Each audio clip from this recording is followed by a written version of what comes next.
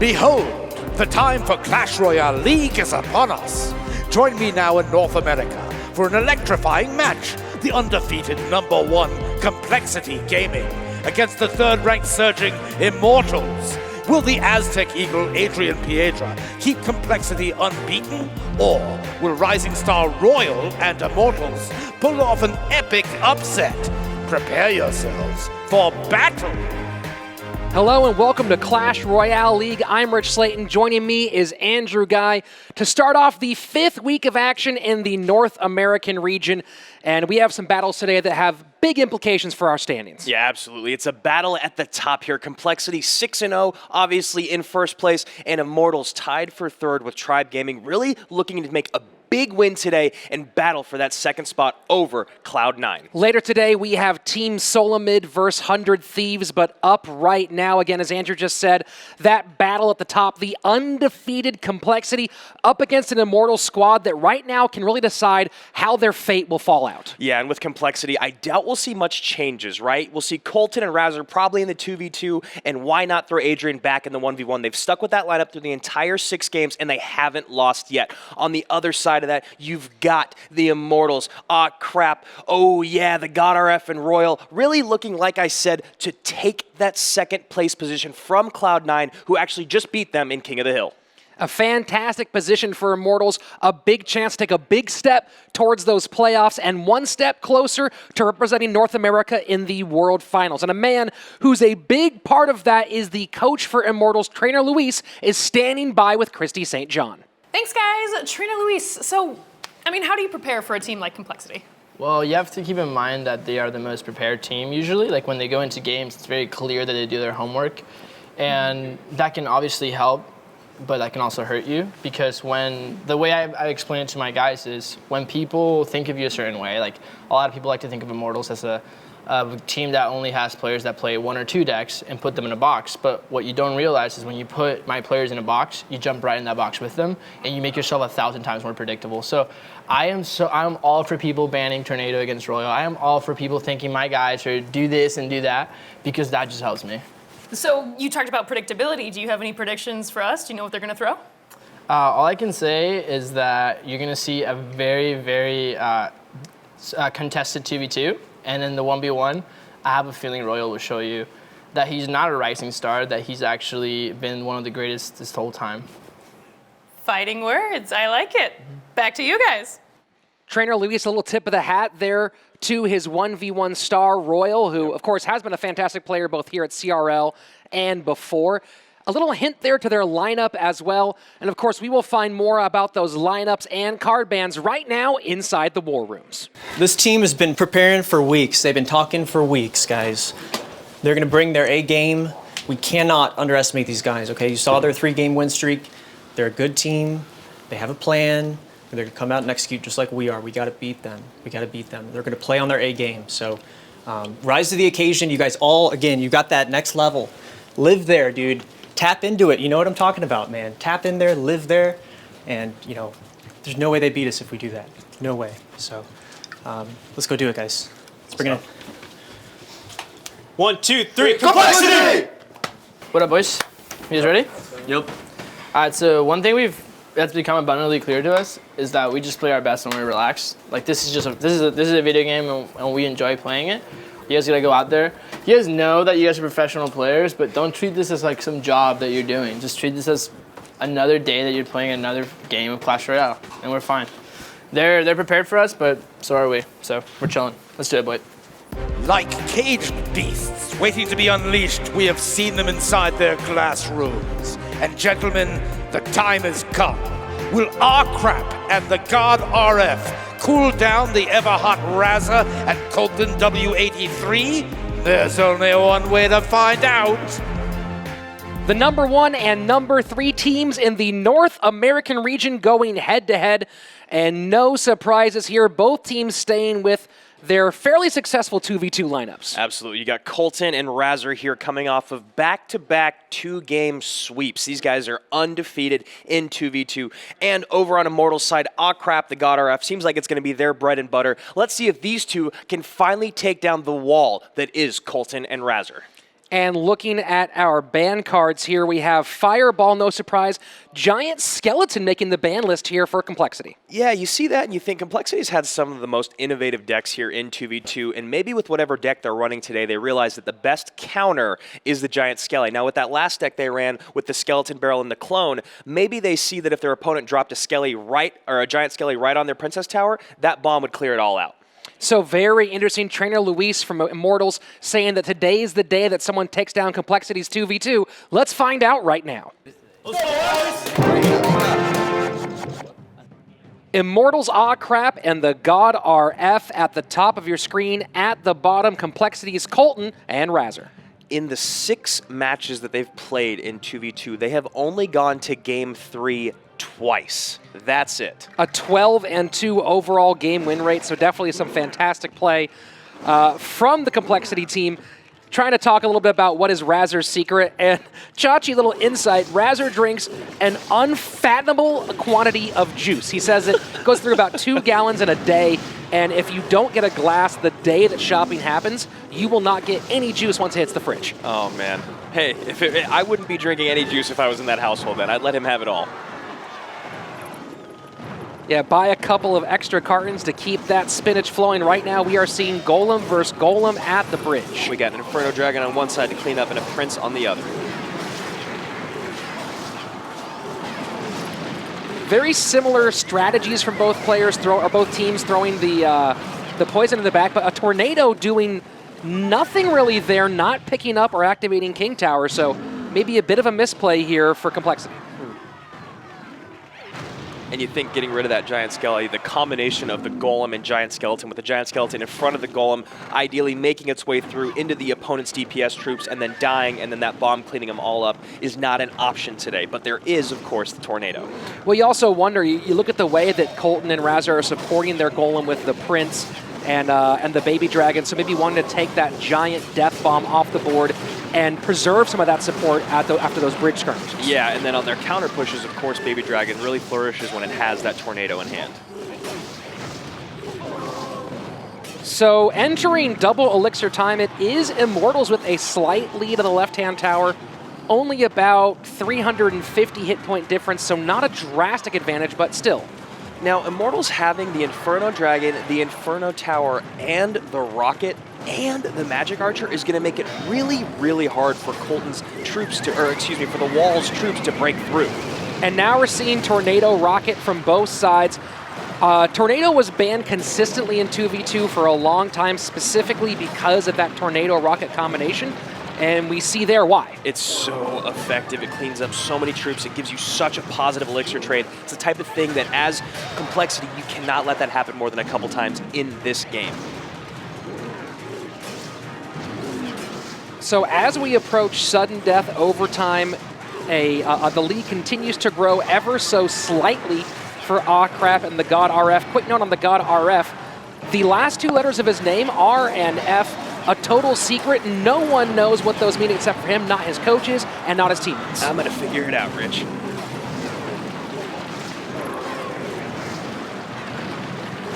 So the difference so far seeming like it's going to be the spell damage, getting that left-hand tower down to 1293 Immortals, but now a nice push developing. Push. And a good, but that's still a lot of elixir on the field. A lot of elixir spent to defend, but wow, it does its job. And somehow they stopped that Prince charge. Really, that looked like it was going to be the moment for Complexity to pull away with it. And now they get the King Tower activation down at 1032. It might be a little late for that, but still always valuable to have those 2 extra cannons on the field. Yes, and then you got those guards in front. Now we'll see that the Inferno Dragon's still going to lock on, but there's another Golem behind it. So here comes the double Golem push, and it's the Inferno Tower picking up what the Inferno Dragon couldn't. And the poison misses the Inferno Tower. But it does pick up those support troops on the left-hand side, so if it can make room for this Prince here, fully healthy this Prince might be big. Oh, this is it right now. There's no way to stop that. Even with that Miner and the guards, there's just no way. Wow, so much defense. It does get just 1 swing, but that might be the all-important one, because now down under 400, under 300, the rocket comes through. What can you do when Colt and Razor are coming for you? Even with the missed poison, even with small misplays, Immortals playing almost perfectly. The wall that is Colton and Razor is unflappable, and you see it didn't work the first time, but they just keep doing it, and these big monster pushes here, they got to be stopped somehow. Great defense by Immortals here, but they're still spending a lot of elixir. Interesting note here, if you look at the card lineups, I don't know if both players for Immortals had Tornado. I didn't see it, but there we saw the defensive Tornado played by one of them, and then not enough elixir to follow up with the rocket play. Yeah, it's just they were spending way too much defending, which they had to do. Complexity recognizing that, never taking their foot off the gas. And in an odd exchange here, the team with no building elixir actually wins, when we've almost seen 100% of the time the opposite, Rich. So there you go, game number 1. Surprise, surprise, Complexity doing it again. One more game away from continuing this perfect streak in the 1v1 set. Chachi was describing Colton earlier as the big brother who messes with us all, and that kind of felt like he was messing with his opponents there for a second. Will he do it one more time in game number 2? Let's go. It's interesting you say that, Rich, because as we see Colton here in the CRL building, he is nothing but business. Headphones in, game mode, no smiles, no laughs. It's not that he's not having a good time, but he is focused on keeping himself perfect. Well, there's a very different pre-game Colton than post-game Colton. You see pre-game, he is dialed in. He looks like an NBA athlete waiting before a playoff game. And then afterwards, he's doing Baby Dragon impressions, all smiles, having a good time. So he knows when once the pressure is gone, he knows how to cut loose. Absolutely. I mean, I actually prefer not to bother Colton in the pregame ritual because he does seem so in the zone. You don't want to mess with it. And like I said, 12-2 and 2v2, 6-0 in sets. Let the kid do what he wants. So a not dissimilar lineup from last time. Now take a look at this. If you're looking at the hands here of Akraf and the God RF, notice how we have the split here. One has Tornado and one has the Rocket. Yeah, interesting. And also the cannon coming in, which is such a cheap building. We're starting to see it, I think, now a couple times in 2v2. It hasn't been dominant, but it'll be interesting to see how effective they can make it. It has been much less popular overall than Tombstone, but there is the interesting question of, with so much stuff going on, are the Tombstone skeletons as valuable in 2v2 versus the little extra damage you get from the cannon in 2v2? Right, and we see how much every little tick of damage matters, especially on these downhill beatdown pushes.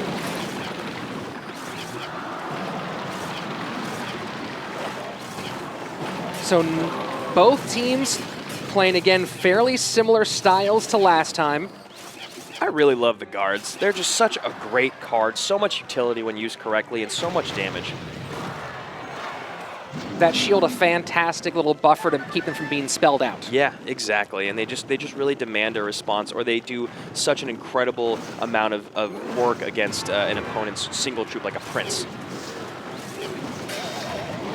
As you can see, they're using the Prince, and then the Tornado Rocket, almost perfect, cleaning up just about everything there. Really great timing from Colton and Razor. And we got a Golemite on the tower while the Prince is tanking for it. Now, the Golemites don't hit like crazy, but every little tick matters. And on the other end, a Golemite will get death damage on the tower, but as we are about halfway through double elixir time, approaching sudden death, this time it appears to be Colton and Razor who are in the driver's seat. Got 3 tornadoes in hands here. It's going to be interesting to see how they all come into play on this push. I feel like at least one is going to become necessary for Immortals. And the golems just keep coming from Colton and Razor. We've seen this before, that continue. There never isn't a golem on the board.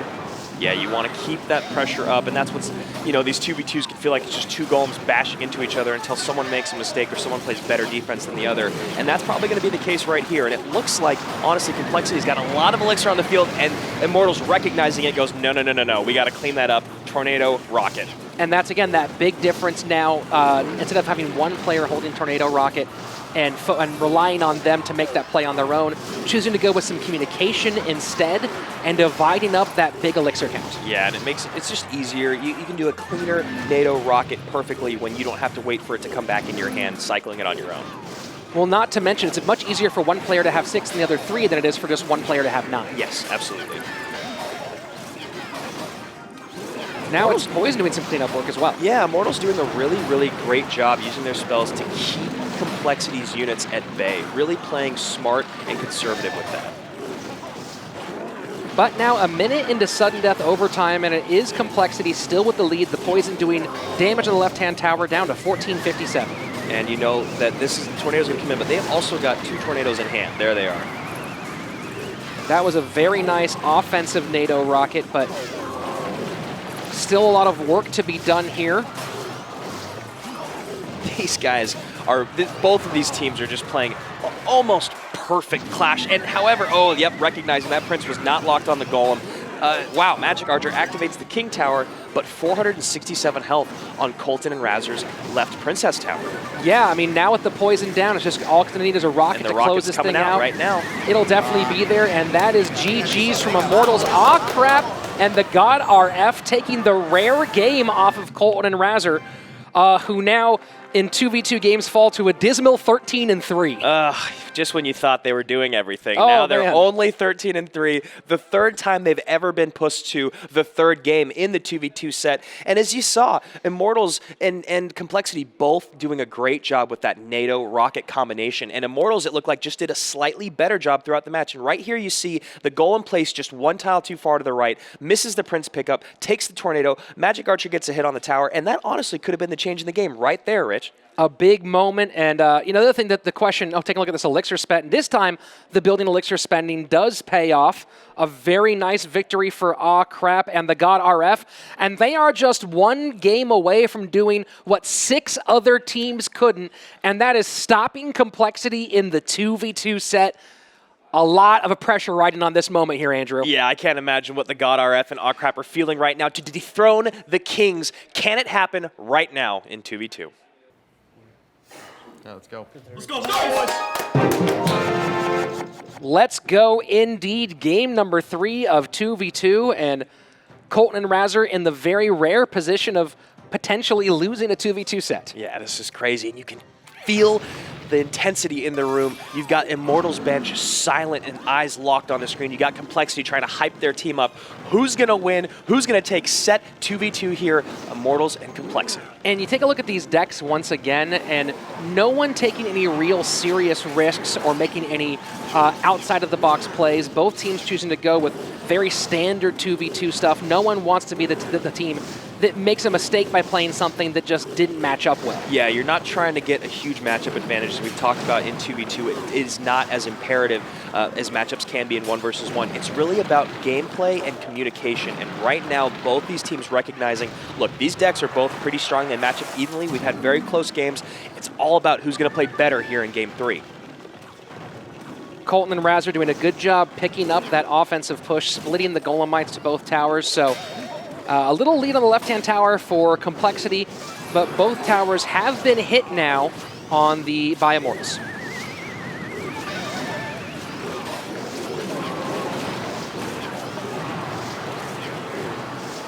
The Tornado play, pulling the troops in range of a poison that both takes out the defending building and does some tower damage, but maybe not quite as much as they would have liked. The left-hand tower, though, now down to 1965 for Immortals. Yeah, both these teams playing very, very good defense, trying to feel each other out in the beginning, obviously waiting for one of them to make a small misplay, and now we've got some big moves being made, the double golem coming down for Immortals. Very conservative play so far, even a double golem in the back at this point, feeling a little bit conservative, no one trying to really push the action. You got to wonder now, though, is putting the Prince behind this golem, getting him across the bridge first, is that necessarily the best idea? Well, you've got 2 golems, and the thing about Immortals is they've got, I don't know, I mean, Colton has the Inferno Dragon in hand. I mean, like I said before, it's really going to come down to gameplay right here. I think the double golem in single elixir coming down the lane there gave Complexity a long time to respond to it. Now that we're in double elixir, it's going to be interesting to see how these golem pushes, these train pushes end up. So the Poison cleaning up a lot there. But as we see, these bridge battles just getting so pitched right when you think you see too much coming down the pipe. Something picks it up. We will get some damage on the left-hand tower, though, now getting down to under 1,700. Just these golems and princes going back and forth and back and forth. As soon as one team breaks through the other side, another golem and another prince comes down in response. 10 seconds or 5 seconds now away from from sudden death overtime. So things still very tight. Colton and Raz are playing very well, and now choosing to go Golem in front of the King Tower. Yeah, and you see the other Golem here in Razor's hand. You wonder if they're going to go with support or whether they're going to go double. And it looks like support. So probably going to see a reset here, unnecessary. Those guards stopping everything in their tracks just to linger in that poison a little bit longer is a huge play. It doesn't seem like a lot, but it really is. So now that we're 30 seconds into our overtime period, it's finally starting to look like there's a team emerging. Colton and Razor building up a bit of a lead, but as we know, all it takes is one missed play, one missed pull in 2v2, and this whole thing can change in the blink of an eye. Yeah, what really seems to be the difference maker in this game is the value that each Prince gets. The longer they stay alive, the more hits they get off the Golem. It really seems that Complexity has gotten more value out of their Princes throughout the match, and that's the reason why they're ahead by just a little bit. The guards continuing to pick up the Prince and the Inferno Dragon, so excellent placement and use by the Complexity duo. They got two Princes coming down. You know they're going to respond with guards, but they pull them out of the way, and with the Rocket, this could be interesting. Rocket NATO doing a lot of damage. Some of those guards, though, still alive again because of that shield, but now we're starting to get under 1,000 on the left-hand side. So Immortals in a tough spot here. They need to take advantage of this opening and maybe get a little bit more damage, but the guards once again pick up the Prince. Yeah, and this honestly now feels like Complexity has got this match locked away. Obviously, that's not the case here in 2v2, but that is what it feels like, and that NATO could be the difference now. That was a massive play, the NATO pulling the Golem over to the wrong side, and that's the danger of playing that Golem so close to the middle there. So now this really could change things a lot. There's a ton of stuff coming down the pipes. We get the first tornado. We got Complexity just dying, thirsty for Elixir right now. They've got nothing to defend, and this is a push that isn't going to be stopped right now. Wow. I mean, the question, is the Prince going to get on the tower? Prince, Yes, it does. That is huge. Oh my goodness. The guards pick it up. But again, we are now in spell range. And the Magic Archer hit the tower once. You know all they need is that rocket, and they've got the Elixir right now. Immortals, aw crap, and the God RF take a 2v2 set from Complexity. And this is something we've never seen here before, guys. Colton and Razor, I guess it had to happen at some point. And here it took 7 games for someone to do it. If I ever say that someone's going to win with 30 seconds left, I think I've basically guaranteed a loss for them. This is the play. At that play. That NATO was everything. You now have nothing to tank for all your opponent's incoming troops. You got a Golem going down the right lane. Immortals completely ignores it for the most part. I mean, that Baby Dragon coming in, it doesn't matter. They've already got the tower down. And wow, Colton and Razor, I was kind of surprised they kept playing the Golem there, but it didn't seem to matter. Immortals taking that and just throwing it right in their face. I'm very, very curious about the thought process. You know, was that something they planned on doing at some point beforehand, seeing them play that in front of the tower in other matches? Or was that something they came up with on the fly? Did one of them do it, did one of them go, hey bro, check this out, and throw it? Or was that, hey man, use that tornado? So we'll have to ask after the match, however this thing goes, we want to know about that play, but don't you worry, it's not done yet. Complexity still has a chance to continue that undefeated record here in 1v1. As your king, I aim to please, and I am fairly certain the next matchup will light up the chat. How about a showdown between the rising star Royal and the Aztec Eagle himself, Adrian Piedra? Not bad, eh? Gentlemen, let's get it on! The head-to-head stars for Complexity and Immortals coming face-to-face here in the Clash Royale League arena. And very interesting, Royal 4-1 in 1v1 sets against Adrian Piedra, who has split them 3-3. Yeah, Adrian Piedra just coming off a big win over Frost for his 6th victory in a row in 1v1, or not in a row, but total there in games. And then you got Royal on the other side. He's 0-1 in King of the Hill, but 4-1 in 1v1 sets. And as you heard his coach talk about before the match, he is ready to prove that he's not one of the best up-and-coming players. He is one of the best, period. Your bans for this set, Tornado and Poison, so pretty standard bans for the 1v1. And look, you know, Royal's been making a big showing here at CRL, but it's not to say he doesn't have other accolades. Of course, multiple times at the top 10 ladder, top 5 CCGS EU. So this is a guy who has been on the big stage before and performed well both here and beforehand. And can he do it one more time and close things out for Immortals? So for the 1v1 set, it is Royal top of your screen for Immortals, Adrian Piedra at the bottom for Complexity.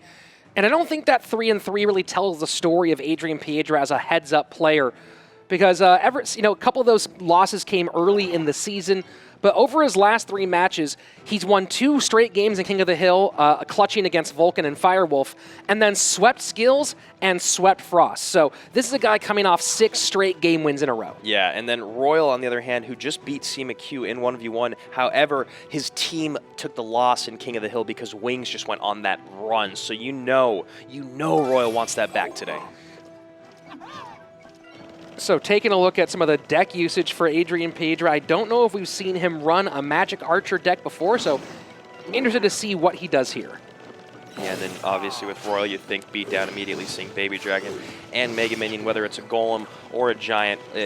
Normally it's usually Golem, but we've seen it run with Giant as well. Night Witch makes me definitely think Golem. Royal has played Golem Night Witch here before, getting a game win with it, so there it is. This is a deck he has had some success with. And this is a very peculiar situation for Adrian to be in. Luckily, that Night Witch gets in front of the Golem and dies. So the Zappies making short work of the Night Witch, so that big support now pretty much gone. We do get the Mega Minion coming down, but not going to be the same level of support here. Yeah, and those Zappies will slow that Golem down, but almost nothing is on the Mega Minion. Definitely get a few hundred damage. And now, just a little shift in position, the Magic Archer does take the Mega Minion down, but as we approach double Elixir time, there's a significant HP advantage here for Royal. And we've seen this before. It's the Magic Archer taking out the Tombstone, so that supported with the Fireball, a lot of damage being done on the left-hand side. A very aggressive Fireball, but I like it. I think he knew double Elixir was coming up, he knew he could afford it, and he knew that he didn't want that Mega Minion coming down the left-hand lane. Well, you know, Andrew, you're looking at Adrian's deck compared to what Royal's playing, and one advantage for Adrian in this situation is that for his Fireball, there aren't a ton of targets that demand a Fireball response from Royal. And we've seen this with these Golem beatdown decks against these Royal Hog decks, is they have such a hard time keeping up with the dual lane pressure. Royal Hogs are a pretty cheap offensive card that demand a massive response. You can never ignore them, and so he's got his Baby Dragon and his Night Witch going down the wrong lane of his Golem. And now, here, oh, go ahead. No, sorry. no, please. No, here we're seeing those Zappies used kind of as, if you follow Rumham on Twitter, he was talking about is sort of the intent of the update, making them more of a response card, especially for big beatdown decks, as opposed to those split that we've seen in the past. Yeah, I mean, they just really cripple these tanks. Great Fireball there to clean up the Night Witch, recognizing it was in Fireball range. When a Night Witch is left alive behind a Golem, it is one of the most frustrating things to play against. So there we go. A lot of damage on the left. That Lightning cleaning up a ton of those troops. Adrian doing a great job with that Valkyrie, noticing that Lightning came in. This is a very close game. So Royal with the Elixir advantage, but Adrian Piedra now looks like he can get a bunch of these Hogs potentially on the tower. He will get one hit, but really not enough in this situation. Great defense by Royal with the Tombstone and the Baby Dragon, recognizing how effective it has been. Wow, and so close to connecting with that Magic Archer. The Magic Archer does not get any hits on the tower. That's got to be so frustrating. And with the Baby Dragon cleaning up those Zappies, this is a really bad spot for Adrian Piedra. Interesting to drop the Valkyrie right there. I know he wanted it to tank for the Zappies and retarget, but just not the case. So it's going to be very difficult. I don't know if he has anything in his hand that can really stop this. And that's going to be it. Very nice play from Royal, taking advantage of those moments. And we could be one game away from a Complexity loss here, Rich. Very close to a Complexity loss. Did it go to, I can't remember if it went to 3 games or it was just 2. We might be on the verge. Let's take a look. I need to remember. It's been, it was 3 games in set one. It was 3 games. I say, like, could we cross from a Complexity sweep? But no. So Royal Fantastic play here, playing very, very quickly, even though playing that Golem deck. And now he is 1 win away from closing this out and taking down the undefeated Complexity. Yeah, a lot of heads-up plays by him. It seemed like Adrian might have the matchup there, but Royal just doing a great job, playing very patient, keeping the pressure up, and that final push, Adrian just couldn't defend it. Game number 2 on its way. Go, Adrian. Go, Adrian. So big spot here for Adrian Piedra. Needs 2 wins here to send his team to King of the Hill, a place where his squad has been successful many times before. And the bench of Immortals is just freaking out. They can't believe they're 1 game away from taking this from Complexity. That is a huge win to let everyone else in North America know we are here and we are not to be messed with. Royal is the consummate competitor, not just a competitive Clash Royale player, but he did play some competitive League of Legends before this, as well as being both a swimmer and a soccer midfielder. And Royal immediately getting that bandit dash off, a quick amount of damage there. And even more, you know, you take a look at what Adrian's building up here, and you expect to give away some tower damage, but that seems like it might have been a little excessive. Yeah, I felt a little desperate getting that pump down before kind of recognizing what was going on with the push with the flying machine, and then also Roy was able to fireball it. So really tough place for Adrian to be in, and he's just going to sacrifice that tower and try to create a big enough golem push. Well, and that, I was about to say he looks like he's up against that Ram Bandit P.E.K.K.A. bridge spam. Absolutely. And so that P.E.K.K.A. makes things really, really difficult for Adrian here. Yeah, the P.E.K.K.A. coupled with the Zappies is going to make it very difficult for that golem to get to the tower. And now with only 1 minute and 30 left in our regulation period, you know, it has to be this push and maybe 1 more that will do the job. Now the clone here, very interesting deck choice. Wow, and that clone definitely caught Royal off guard, but still doing a pretty decent job of cleaning all that up. I'm thoroughly impressed. And even Royal calling it out, wow, well played. I did not expect that. The question, though, is can that trick work twice in a row? And with the Bandit hitting tower, it's still Adrian Piedra in a very tough spot. Yeah, with 1 minute left in a Golem beatdown deck that relies on an Elixir pump to get an Elixir advantage, there is almost no way for Royal to lose this, especially having the counter to the Golem in the P.E.K.K.A.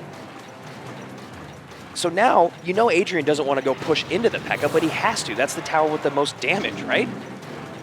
Really his only option, and we're just watching the seconds tick down. 35 seconds away from an Immortals win over Complexity. Have we seen crazier things before here at CRL? Yes, but eventually the craziness has to come to an end, and this looks like this whole thing getting cleaned up in the backfield. Another P.E.K.K.A. Recognizing Royal, recognizing the P.E.K.K.A. is the best counter to the Golem, cycling it early on so we can get back to it right here. 17 seconds left, a lot of troops coming down. Wow, this, I mean, 10? This is crazy. Could they rush and get on the tower? The Electro Whiz. Wow, it still gets there. And it does. My gosh. Oh my gosh, Adrian Piedra. Never out of the game. And this is still going for a 3 chunking crown. the tower. No way. Wow. When will it stop? This is When will it stop? The clone, so powerful. What? Wow, Royal doesn't know what just hit him. Adrian Piedra, knowing that his little trick up his sleeve paid off. And Rich, you asked the question, can he do it twice in a game? He can do it 3 or 4 times in a game, and there's just nothing to do about it. Wow, I mean, at some point, you know, you'd think that the cards would bounce the wrong way. Oh my gosh. But unbelievable. So here's the opening. We see the tower just being kind of given away. And then with 10 seconds left, you assume that it's all done. But look, there's not much in hand. And with no, I guess maybe Zap wasn't in cycle, because a Zap would have cleaned up a ton of those clones. Those clones. And there you go. That's it. And now we're going to game number 3. Just so much damage. Complexity has done probably the best job out of any team here in CRL using that clone spell. They did it so effectively in 2v2 last week, doing it again today in 1v1, the first time we've seen it used that effectively. And wow, it turned an Elixir deficit into a massive, massive push. Like, I can't believe it. Adrian Piedra. Game number 3 on its way. Complexity, win or lose, never fails to impress and make things very exciting here at CRL.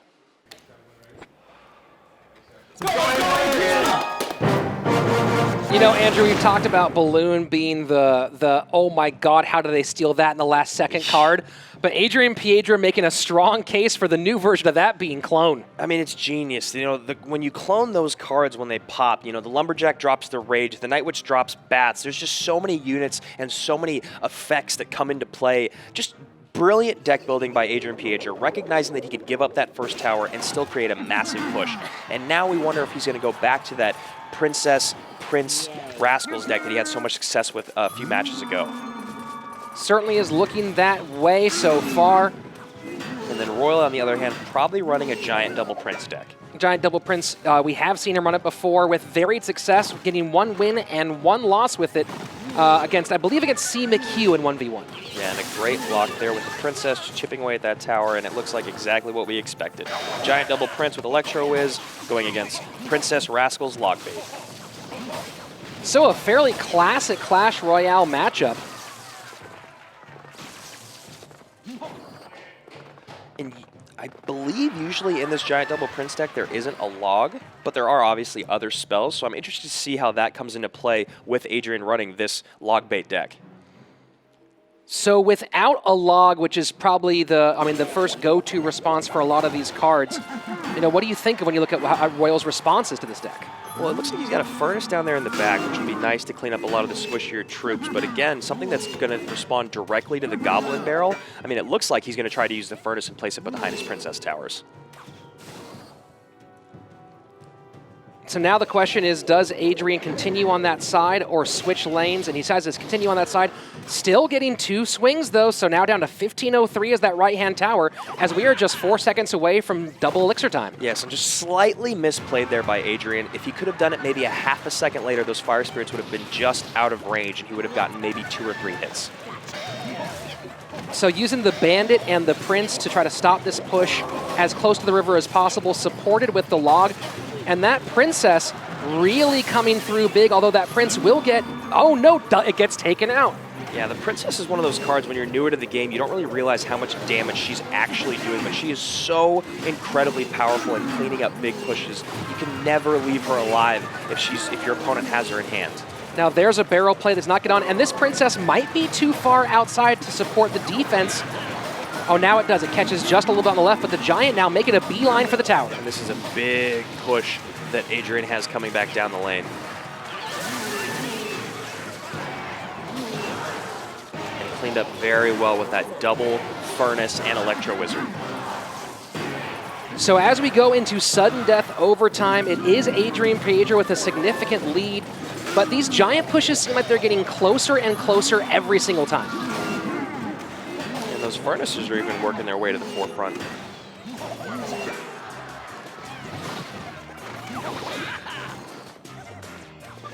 So we still do have that Furnace trying to play defense on the left-hand side, and it is doing a decent job of stopping those barrel drops. Now, I know it's hard to time, but you got to think that Adrian would like to time those barrels just a little bit better so that they would be getting hits off instead of just getting blown up by those Fire Spirits, and the Prince does get a charge. Very rough play there because, again, the Royal Ghost not getting corporeal fast enough to pick up that Prince, and so now things are very, very close on both sides. Adrian now switching lanes up.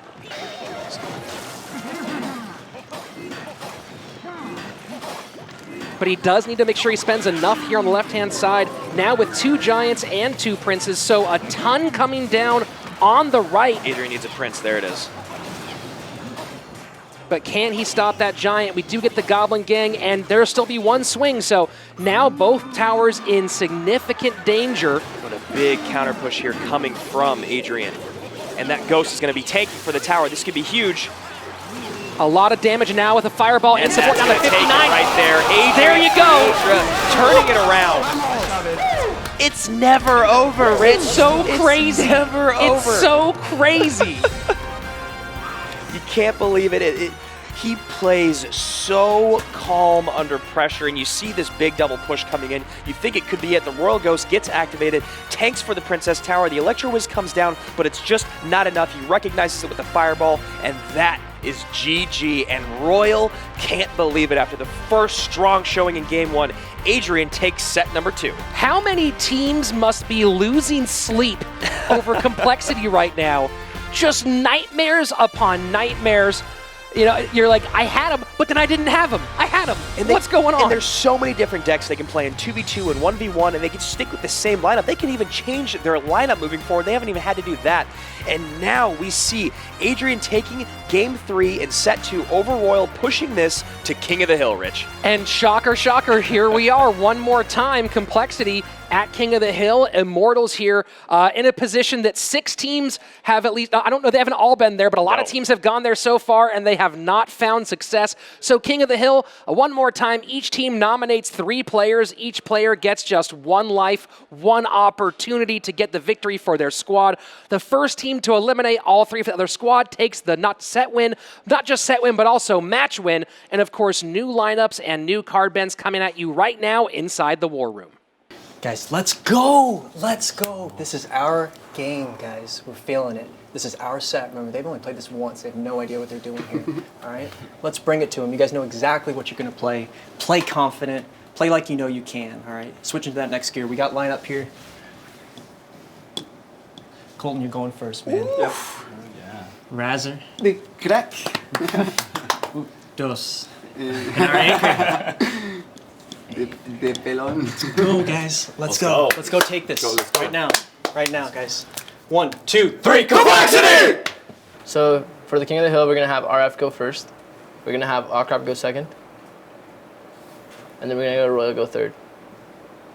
The 2v2 set, you guys played really well. You guys showed that your creativity's up there, like with the best. Like that NATO is incredible, man. And I know right now they're spooked because in terms of mechanical play and like micro interactions, you guys have been beating them every single time. You guys have yet to be outplayed. Like you guys are just doing so well, and they know that.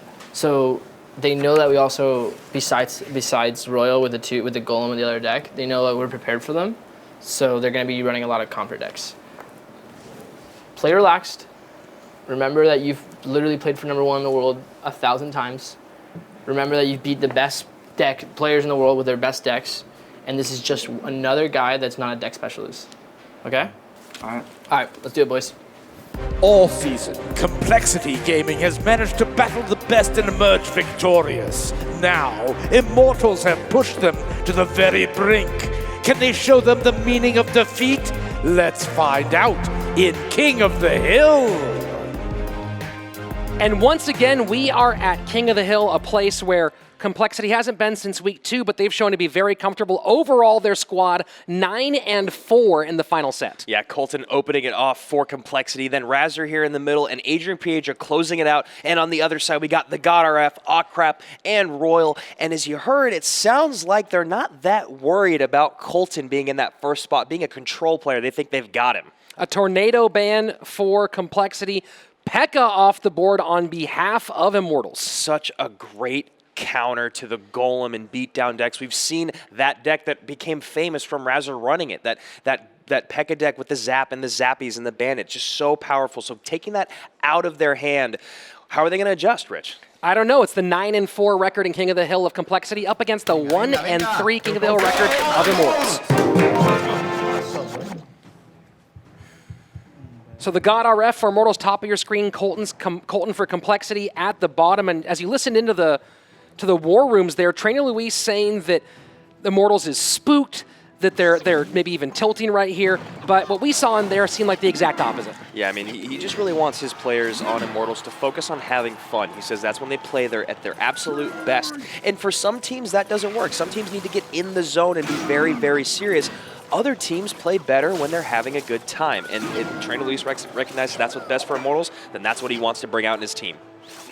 Complexity not looking spooked at all, though, looking very calm, very confident. And again, they've been here so many times before and come out on top now 3 times in King of the Hill. Yeah, but you know they're feeling the pressure of the fact that, wow, back to King of the Hill after back-to-back 4-game sweeps. Maybe, just maybe, this is the day. So Colton, very, very interesting deck choice here, showing what may be that variant on the 3 Musketeers with the classic Hog Rider rather than the Royal Hog deck we've seen. Yeah, and you saw that Ice Golem missed the Prince, and so he had to put down the Bats, and now he's just slightly behind an Elixir, but still enough to defend. The God RF out of Tucson, Arizona with a record of 1-1 at King of the Hill. Colton, though, only 1-3 in the leadoff position for his squad. Yeah, and the God RF feeling really confident running this giant double Prince deck. Giant double Prince, very annoying to deal with. And you got to think that maybe it's going to be a combination of that giant and occasionally, what would you say with the E-Wiz, if you don't have the giant and cycle to try to stop this? There we go, try to stop the Hog Rider. Yeah, E-Wiz and a log is going to be your best response if you don't have the Prince. So now that we hit double elixir time, the God RF in a slight lead, although his right-hand tower now the lowest tower at the moment. But again, no lead appears to be safe against Complexity. No, it never really is. And there we see the fireball, and so that's going to be the gameplay, it seems. And that's the one drawback of using this deck with the Hog Rider rather than Royal Hogs, is you really give that fireball just one primary target. Yes, absolutely. And as soon as the God RF recognizes that, he's going to save it. He's going to save it for the Musketeers every single time. And now a lot coming down the lane. Colton, plenty of elixir, but does he have plenty of answers for this push? I was waiting for that Ice Golem to come down really nicely kited, however, it did not pick up the Dark Prince, and now the regular Prince is going to get picked up by the Valkyrie. It feels like Colton is playing on his heels the entire match. He's at 5 elixir, whereas the God RF is at 10. And this can get really frustrating where you just feel like you get stuck at a slight deficit and can't find your way back. But now we're going to get at least 1, 2, maybe even 3 swings hits from the Hog wow, Rider. That is huge. And now we're going to have a big push coming from the God RF. Great kite. The Valkyrie distracting both princes for a moment, but now we have 2 more princes on the right-hand side. And this is the thing about that giant double Prince deck is you just spam with it. You just go over and over, Prince at the bridge, Prince at the bridge, and you see it actually ends up breaking through. And now the E was on the right-hand side, so no great response for the Hog Rider. He will get at least 1 swing, does not get a second, but that's a hit that maybe the God RF didn't want to give up. Yeah, ideally, he probably wishes he would have dropped those units opposite, whereas the Mega Minion would have been better to pick up the other side, and the Electro-Wiz would have picked up the Hog much better. Prince Charge Queen on the left-hand side, need to have some sort of pickup for it. The Log and then the Hunter, but not going to be enough. I was going to say with the Hunter out of cycle, he's going to try to get a giant down in front of his Dark Prince, and now without the Hunter down, the best response, this looks like it's going to be the God RF's game. So there's 1 hit. We do get a second one, and yeah, that should be it. The God RF taking down Colton. And as soon as he saw that Hunter being played on the other side, he dropped that giant in front of the Dark Prince, knowing that Colton's best response was out of cycle and out of play. Really, really excellent heads-up play by the God RF. Unbelievable performance right now. The God RF coming off a very fantastic play in 2v2, taking the first set away from Colton and Razor. Now taking another game away from Colton and moving just 1 step closer, only 2 more to finish off for Immortals to get the victory. And if the God RF takes this next game, he'll be one of the only people to ever say, I beat Colton and Razor twice in the same day, in the same match. So a lot riding on this for the God RF. And of course, Razor, 6-1 in King of the Hill. He has been unbelievable in this set, really showing up for his team. And will he do it again once more here against Immortals? Rich, you almost forget how good Razor is in heads-up play because he just spends so much time winning in 2v2. Very talented as a 2v2 player, of course, with his partner who just took that loss against the God RF. And again, it was Trainer Luis saying that they're spooked. And the interesting thing he said was that they're going to be going to comfort decks. He made that call. I don't really know if what we saw from Colton was necessarily a comfort deck. It looked, except for the slight shift away from the Royal Hogs, it looked at least pretty centered to the meta. Well, you heard Immortals talk about how Colton is just very good at running control decks, so maybe he was trying to change it up a little bit with the 3 Musketeers Hog deck, but maybe that's just not his specialty. And we are definitely showing shades of a mirror match here. And he did play that match very well. The God RF just played it slightly better. And now here goes that same deck, but the Fireball picking up the 2 Musketeers and 2 Hogs on that side. So very excellent Fireball play from Razor, taking out a lot of that spent elixir from the God RF.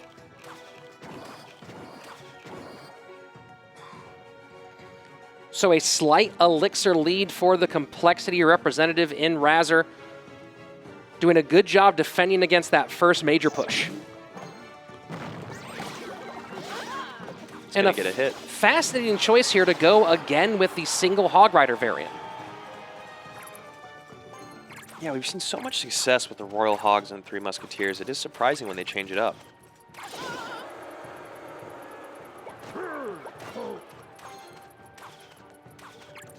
Both players choosing to play this relatively fast deck fairly conservatively. You love it when you see two pros basically making the exact same play as on other sides of the board.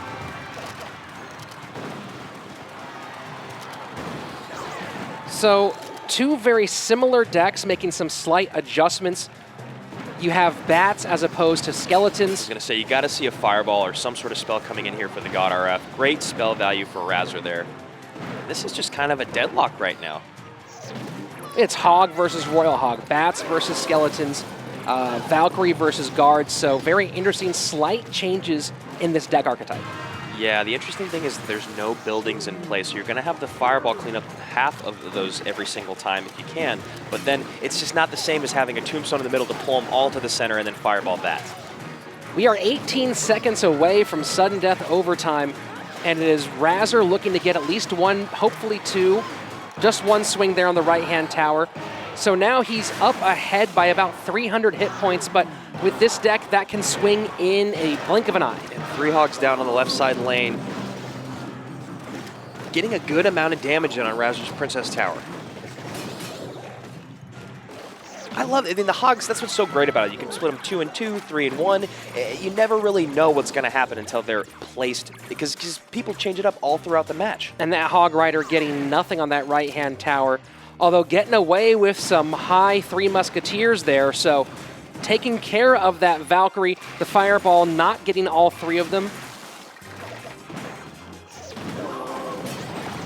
Razor continuing to get that Hog Rider down, this time supported a little bit, and he will get a swing. Yeah, and Razor splitting the guards at the river. The reason for that is because he doesn't want to give the God RF the most log value, just a decent amount of log value with those guards. Choosing to focus on the left-hand side defense is Razor, letting that right-hand tower that had a little more damage, a little more HP, take the damage. Yeah, and that Hunter for the God RF actually getting a few shots in there. Great defense. Beautiful defense, even with the exploding Ice Golem, not quite enough room for that Hog Rider to get through. And now Razor has got to start to feel himself slowly slipping away. And that fireball gets all three. Very big play. And remember, even if Razor or the God RF is able to defend and both they can keep their towers up, we are in a lowest tower situation here in King of the Hill. Absolutely, in which case Razor has a lot of damage to make up for.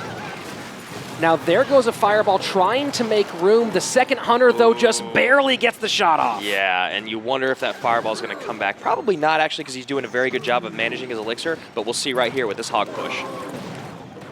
So the log and the bats not allowing too much through, but again, now it's the God RF only has to defend one lane. Razor has to worry about both.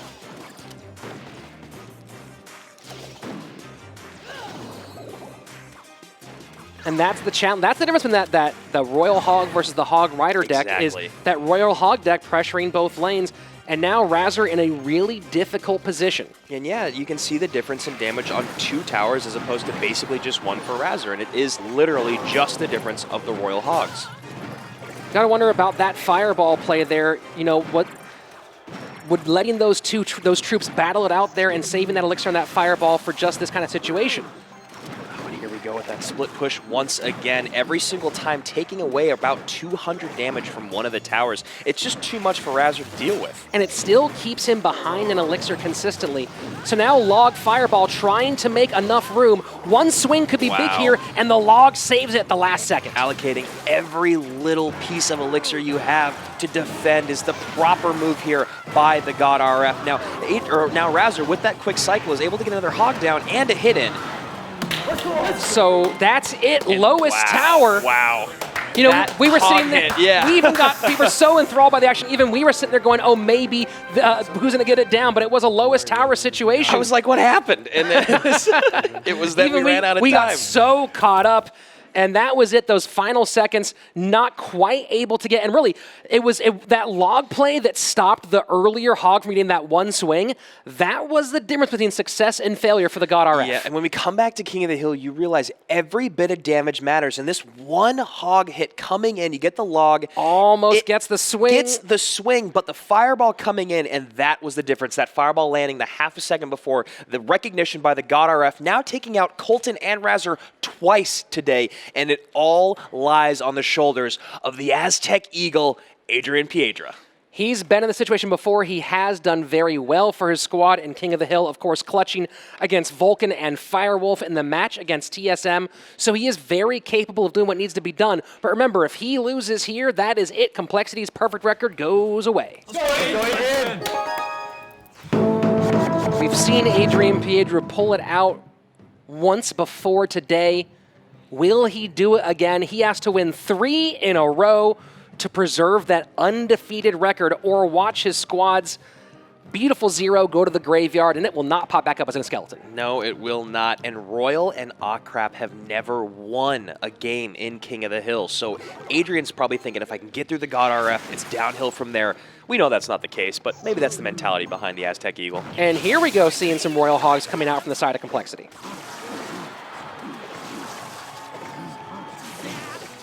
Decent start there for Adrian.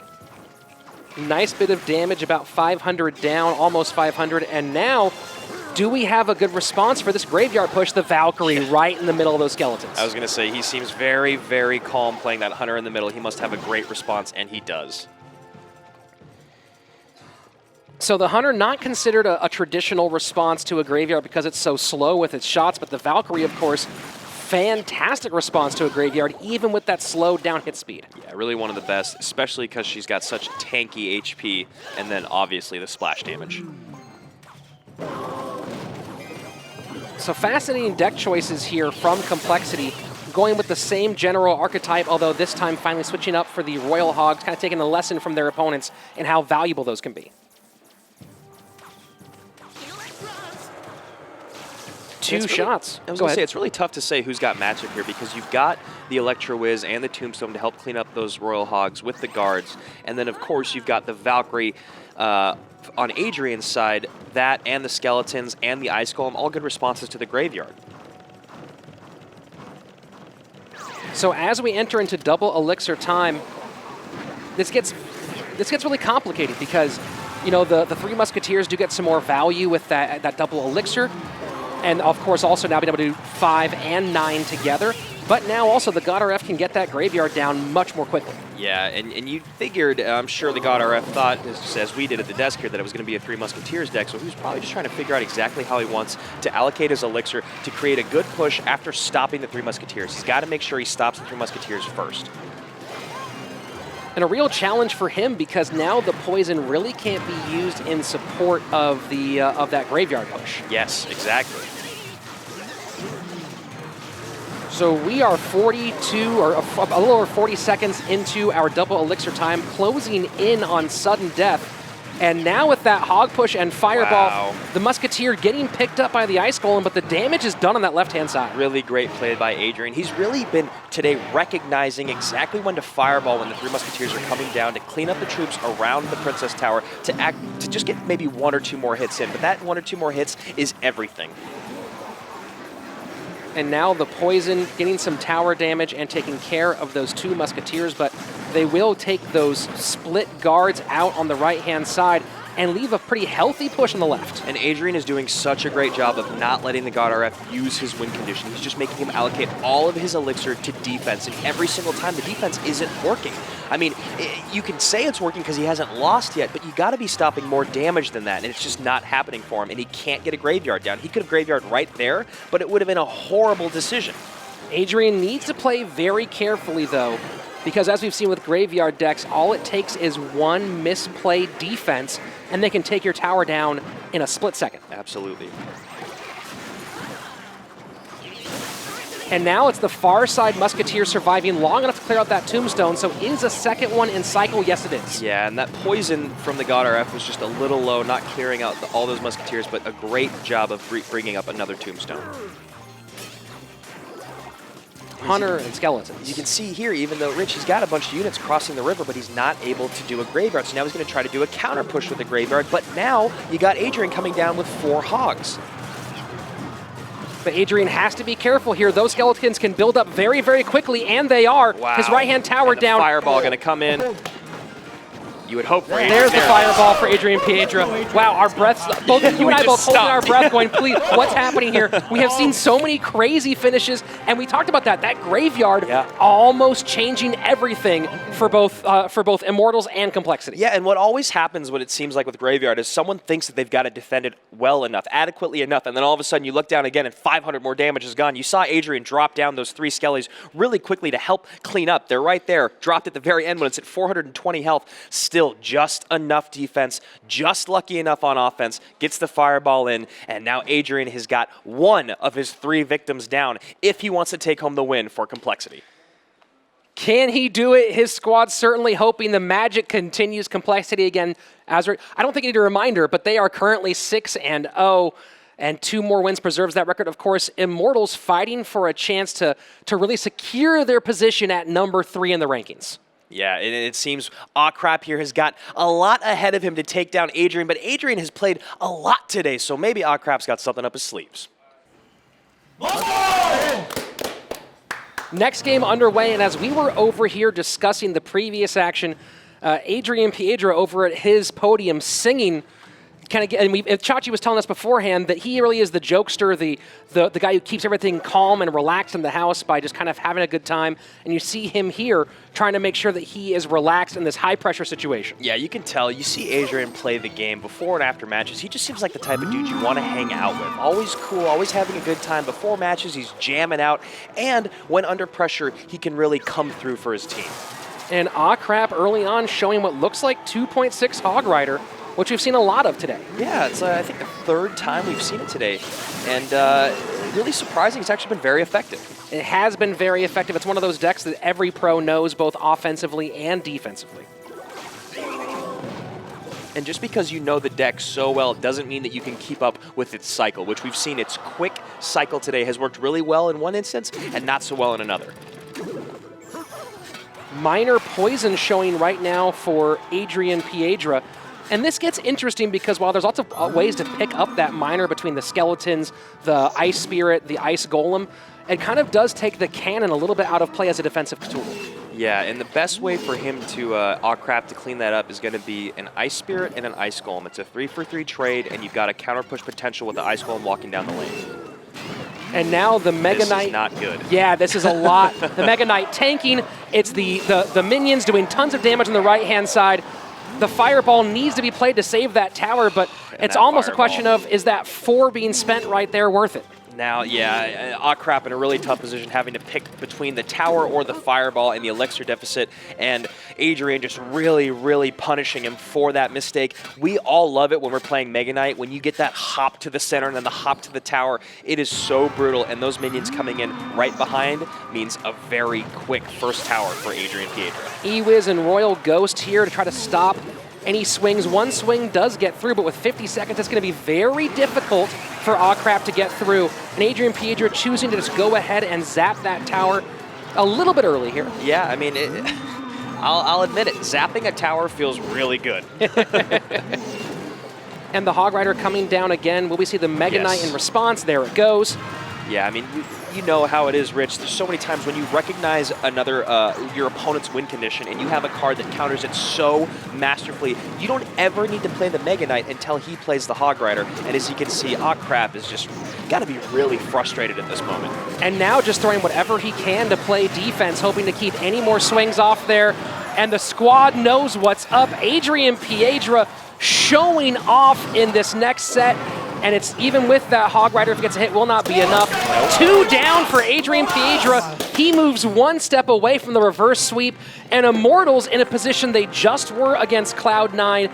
You know, the God RF taking out Trainer Chris to open up King of the Hill, and then the team getting swept by wings 1, 2, 3. Yep. So a very similar position. Immortals has to be feeling nervous. Yes, and just to remind you, the only person who had a win for Immortals was the first one off the board. Aw Crap and Royal both do not have wins in King of the Hill. Now, of course, Royal is 4-2 in 1v1, but that second loss just came at the hands of Adrian Piedra. So this is, I mean, it's been, I don't have the words for it, how crazy of a day it's been between what happened in the European region and what's happening right now. And like I said, win or lose this match, complexity always makes these games insanely exciting. Absolutely. It's been a wonderfully exciting day here at CRL, NA, and EU, and this is the moment. You heard Luis talk about it. Royal's the best, one of the best in the world, and he needs to prove it, and he's going up against arguably one of the best in the world as well here. This is it for all the marbles. It's the last game of King of the Hill. Adrian Piedra, a little dance before we get into the action. Feeling loose, feeling in rhythm, feeling very good here is the complexity player. And Luis saying that the Immortals play the best when they're relaxed, but Adrian seems to be the one who is super relaxed, and you see this tense look on Royal's face, knowing, I gotta take this win for my team. Adrian just sitting back, waiting. First 35 seconds away, and there we go. Royal Hogs right at the river. And we do get down some skeletons in the tombstone, but not going to clean up all the way. And these skeletons aren't going to demand a response, even though he does have 10 elixir. So at what point, Andrew, when you're sitting there waiting, you're not playing Golem, you're waiting for your opponent to make a move, at what point do you put your opponent on a big beatdown deck? I think it really just depends on what you're running and what they respond with, because sometimes they might not be and they're just playing patiently. Adrian, they're recognizing the 2 cheap cycle cards with the Tombstone and the Skellies, probably seeing that it was going to be some sort of beatdown. So the Valkyrie and the Hunter doing a lot of damage on that Golem. It will get to the tower with the Golemites, but still pretty nice defense here from Complexity. Excellent defense by Adrian, and I really suggest you guys to watch that back and see exactly the order of operations that he did with the Ice Golem, with the Fireball, keeping the Hunter alive. Beautiful defense by Adrian. So it's Adrian Piedra playing very aggressive. Of course, he would love to get a tower down before we get in the double elixir time. Not going to happen. But the big question here is between playing those Royal Hogs early, like he's been doing so far, or waiting to go opposite lane against the Golem. Yeah, and you see right now, he knows that Royal's going to want to drop a Golem in front of that Night Witch, and there it is. And how is he going to respond here? He's going to have to play a Hunter, but what is he going to have for the Night Witch behind him? So building up his defense here and choosing to let those Musketeers go fend for themselves on the left-hand side. The Baby Great Dragon fireball. Doing a lot of work, but now getting tower on the left-hand side. 2 shots from the Musketeer. Really just, again, masterful. Even though the Golem is going to get to the tower, using that Ice Golem to tank for it, and then that cleaning up the bats, but still, Royal here getting a ton of damage on Adrian's right Princess Tower, and now he can just keep his foot on the gas. He's been doing such a great job cleaning up these Hogs with the Tombstone that it might be in the bag. But here we go. The Tombstone picked up by the log, so now we have a couple of those Hogs getting onto the tower, playing decent defense on the right-hand side, but at 7-11, this is a big problem. Yes, and that Musketeer getting cleaned up by the log, that Golem on the tower. Yeah, we're assuming there's probably a spell there at the end, maybe lightning? So Adrian Piedra needs to get aggressive here. If he can take a tower in the next few seconds, that would be it. And 3 of those Hogs escaping, plus the Fireball to make some room.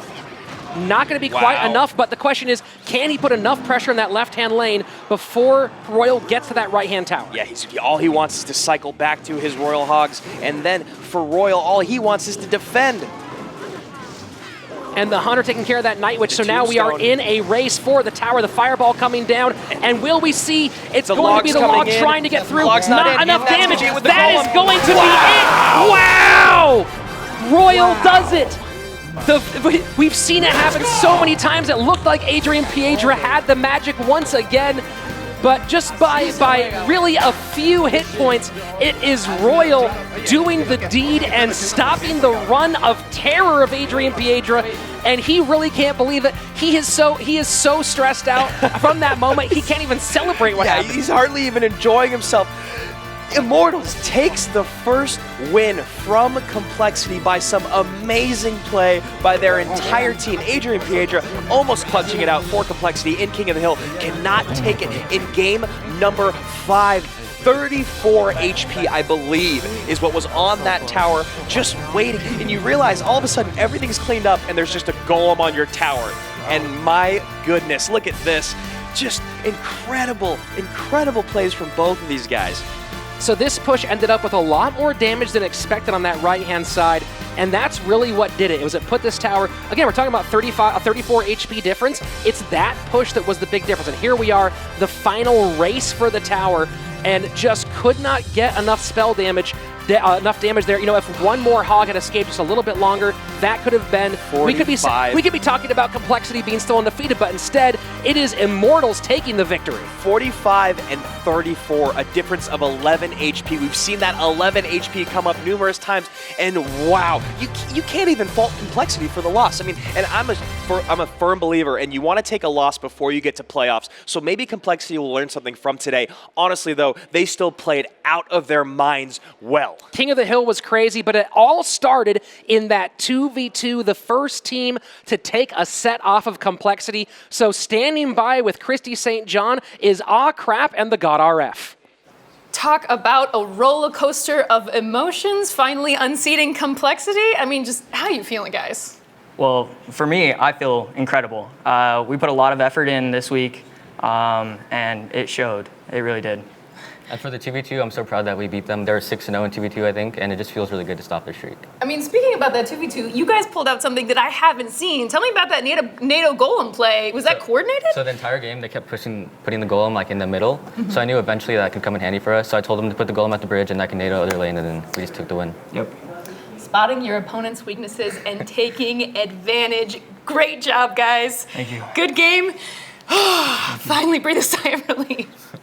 Back to you. Thanks, Christy. Can we get some help in here? A towel or something? I am sweating. I am dying. After the stress of that game, of that entire match. Unbelievable. And now a big change to our standings, not necessarily in position, but a 0 goes away. The final one off the board for North America. Yeah, we look at the standings here. Complexity obviously still on top. Now only one game ahead of Cloud9 and Immortals at 4-3. Maybe not the prettiest looking record, but they got the win over Complexity. And that does put them solidly here in third place, at least for the moment. But of course, we have more North American action coming right your way. Up next, it's going to be 100 Thieves versus Team SoloMid. Your king wants more, so I hereby command more. Please. Match 2 pits 2 teams who need a win now. 100 Thieves and Team SoloMid. Last week, 100 Thieves broke through with their first W. Will Frost deliver another, or will the dark horse Vulcan put TSM in playoff contention? This one could get ugly. And welcome back to part 2 of our North American battles here today in Clash Royale. And up next, 2 teams that are looking to right the ship, one of them coming off of a huge win, 100 Thieves up against TSM. Yeah, it's been an absolutely crazy day here at Clash Royale. And for TSM, we've got them coming out with Air Surfer, Firewolf, Vulcan, and of course their opponents. 100 Thieves, as you said, coming off a huge win on the shoulders of Frost, who really just took it to the house in King of the Hill. We got Eddie, PT-105, Gilgamesh, and as I said, Frost. And Frost, again, the big hero in their last match here. He was told me afterwards he was buzzing so hard he literally could not feel his fingers. Well, the feeling has returned, and he is back once again to try to carry his team with the support of course, all those other great players, and he is standing by right now with Christy St. John. Thanks, guys. Frost coming off an amazing win. How are you going to keep that momentum going? Well, we've prepared for this match really hard, and I think that we've done a really good job. They caught us off guard a little little bit with the 2v2 ban, so we're a little worried about that, but I think that we've made some adjustments and we're going to come in strong. And what about you? I know last time we talked about nerves. Can you feel your fingers this time? I can feel my fingers this time, but going into the second game, my hands really get shaky, so hopefully that's better now that we have a win under our belt. Controlling those nerves is hard. Thanks for talking to me. Back to you. Thanks, Christy. And interesting note there from Frost. A little concern about that card ban. So how will they handle it given their lineups? And what ban will they give in kind? We'll find out right now inside the War Room. All right, guys, let's gather in. We've got another match ahead of us now. We are once again all here today to express our intent and to convey our capabilities in Clash Royale League to those who would notice them. All right? Our fans have been partying ever since that last win, and it is our job here today to keep that party going, all right? Team SoloMid is a formidable team, but so are we. They've picked some tricky bans, but so have we.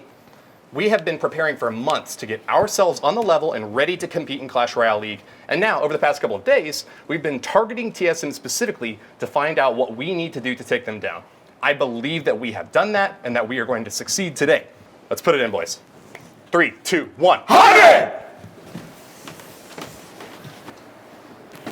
Okay, boys, you ready for this? 100 Thieves just got off their first win, so we have to be prepared well. We're not going to take this team lightly, even though they have a losing record. We have a losing record too, so definitely we have to be afraid of what they have, but we prepared well. I know we can get this victory, and let's go TSM. TSM on 3. 1, 2, 3. TSM! It's time for a royal confession. I love 2v2. I love it, and I'm not afraid to say it. 4 pro players, 16 cards on either side of the river. It is non-stop action. 100 Thieves and Team SoloMid unleash 2v2 mayhem on the battlefield. 100 Thieves and TSM ready to kick things off in our second match today in the North American region. Yeah, we got Eddie and Gilgamesh coming out for 100 Thieves. No surprise there. It feels like they've finally found the best duo with their player coach, Gilgamesh, moving into the lineup. And, of course, Fire Surfer on the other side for TSM, finding varied success here, but still the best 2v2 duo for their team.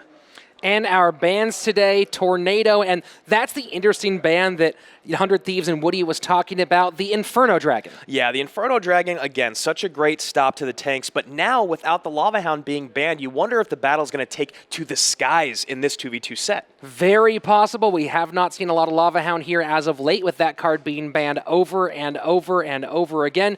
So some interesting possibilities as we get into 2v2. It is TSM versus 100 Thieves. Game number 1 underway. Team SoloMid at the top of your screen.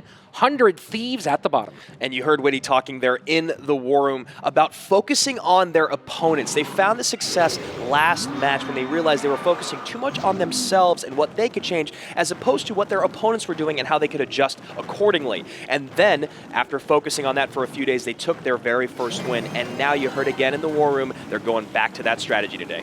No Inferno Dragon, so it's the Inferno Tower that picks up that push. And mixed with the Lightning, not much going to happen there out of that first big Lava Loon push coming from TSM. Yeah, and a great cleanup there. On the other side of it, you see the Golem making its way to the tower, and in the hands of Team SoloMid, not a lot of great tank stoppers. You do see the mini P.E.K.K.A., but you don't see the regular P.E.K.K.A., you don't see the Prince. So a challenging matchup already here for TSM, Firewolf and Air Surfer. After having some success in 2v2 at the beginning of the season, struggling to find their feet in the last few matches. Yeah, I mean, with only 3 active roster members, it's really hard to take Vulcan out of the 1v1 position. It kind of leaves them pigeonholed to have to keep this lineup that honestly hasn't been working out great for them, Rich. And here we go again. It's the Lava Hound push on the left-hand side. And now we get the late balloon. Yeah, interesting use of the Inferno Tower there. I don't think it's going to do a very good job. And the balloon getting here. all the way through. And there you go, a little change in strategy, just a slight shift in timing. And that balloon now getting all the way through will also get at least 1, maybe 2 hits on the King Tower. And now the Golem breaking through on the other side, going to get a little support from the Baby Dragon.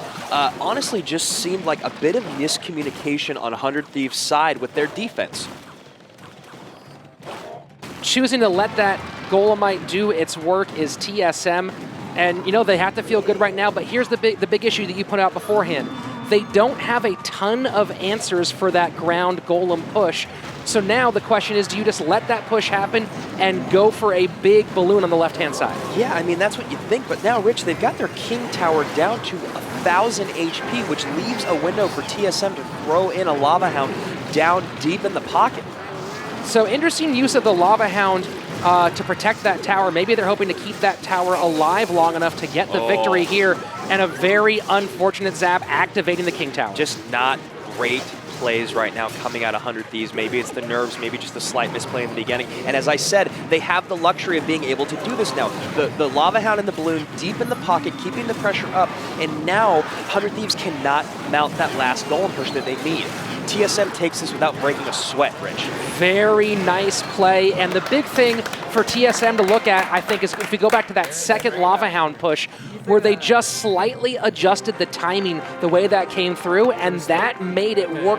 And then, you know what, I think a big part of that was knowing, hey, that lightning stopped our first push dead. This time, let's not give them that opportunity. Yeah, and then putting the Flying Machine behind the Lava Hound here creates a different type of response, because the Flying Machine can just pick apart that Inferno Tower, and now you got this very healthy balloon making its way to the tower and dropping 2 bombs for an easy early Princess Tower take for Team SoloMid. And you can see the lightning in hand there for 100 Thieves. Looks like it was for Eddie, but didn't have enough elixir to play it. So there we go. The ban of the Inferno Dragon making some sense now for TSM. And it's Fire Surfer coming out to an early lead here in 2v2. Yeah, you wonder if they're going to vary up, maybe take out the Inferno Tower and put in maybe a Prince or something else. It just didn't seem like that deck had great synergy, Rich. Game number 2 on its way. TSM versus 100 Thieves.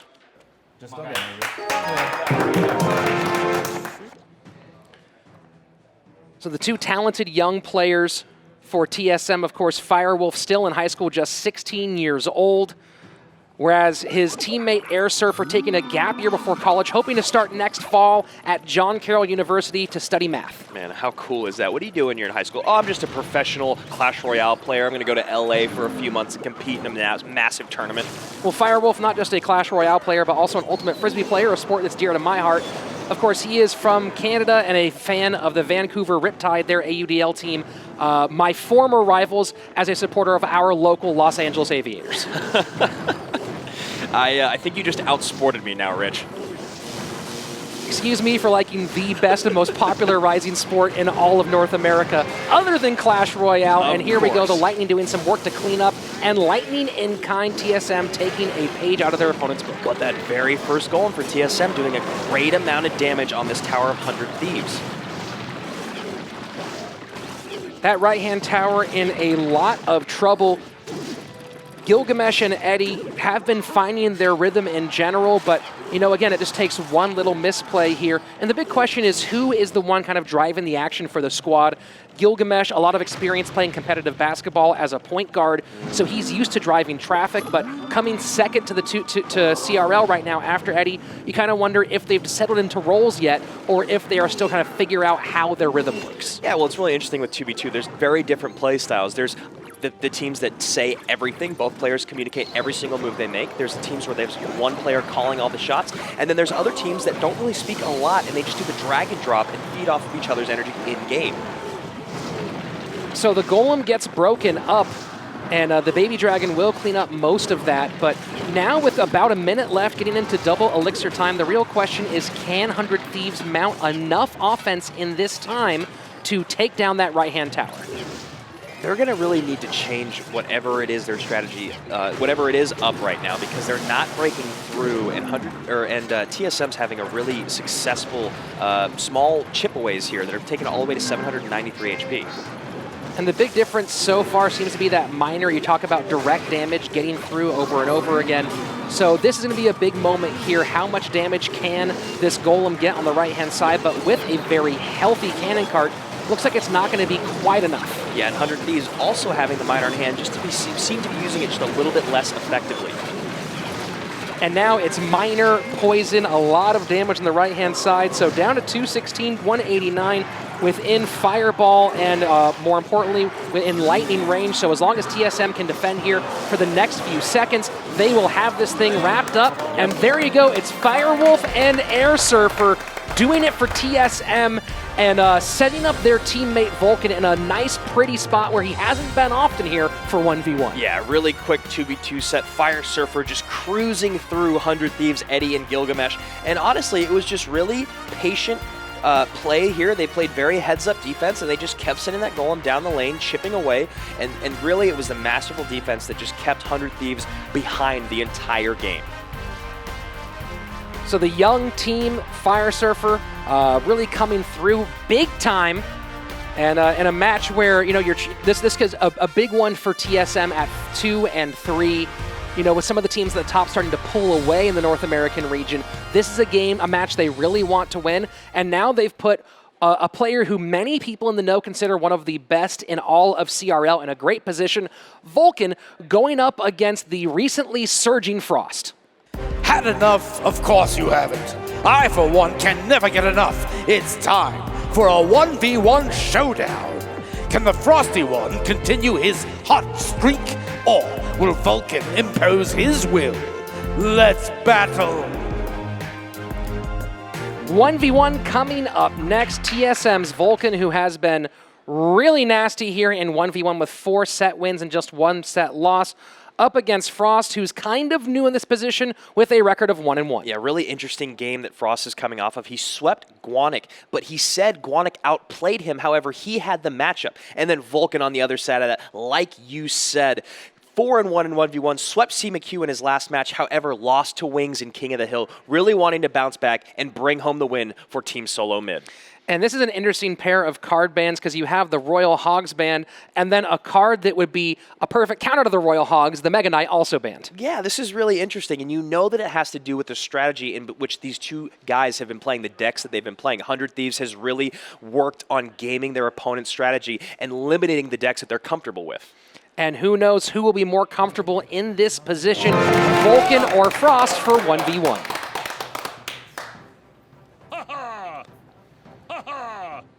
TSM's Vulcan top of your screen, Frost, 400 Thieves at the bottom, and while Frost has had a wider deck pool so far here at CRL, Vulcan being a little bit more unpredictable by kind of being predictable in a way. Yeah, and he's been very successful. We had one matchup where, in all 3 games against Immortals when he was playing against Royal, he played Magic, Archer, and Royal Hogs, but varied the other cards around them each game. Yeah, and he ended up really dominating that. And it's by that small gamesmanship, that little bit of strategy, it's really hard to guess what your opponent's going to run when they play such unpredictable off-meta decks. The overall head-to-head win rate for Vulcan at 13-5, Frost down at 4-5. Do you remember when this Golem deck was out there with the Barbarian Hut? I don't know if it's the exact same deck, obviously, but there was this deck that ran for a while with the Barb Hut and the Golems that was so powerful and so annoying to deal with because you've got to keep spending Elixir to defend the Barbarians, and then they get a Golem push coming, and you're just left at an Elixir deficit with a lot of Elixir on the field. And there we go, Frost playing something that I'm excited to see. It is the Expo coming out. Yeah, but if it's a Golem deck, Rich, you know how you feel about Expo going against Golem. Although we have already seen. Yes. And now look at this, because we have the Ice Wizard as well, so it's possible that last card is Tornado. We have seen the Expo Ice Wiz NATO deck win against a Golem deck in that crazy first King of the Hill matchup, or King of the Hill matchup between IMJP and Azelis. Yes, and it all came down to a missed Fireball. Now Vulcan having a Poison instead in hand could still misplay a spell and not be at an advantage.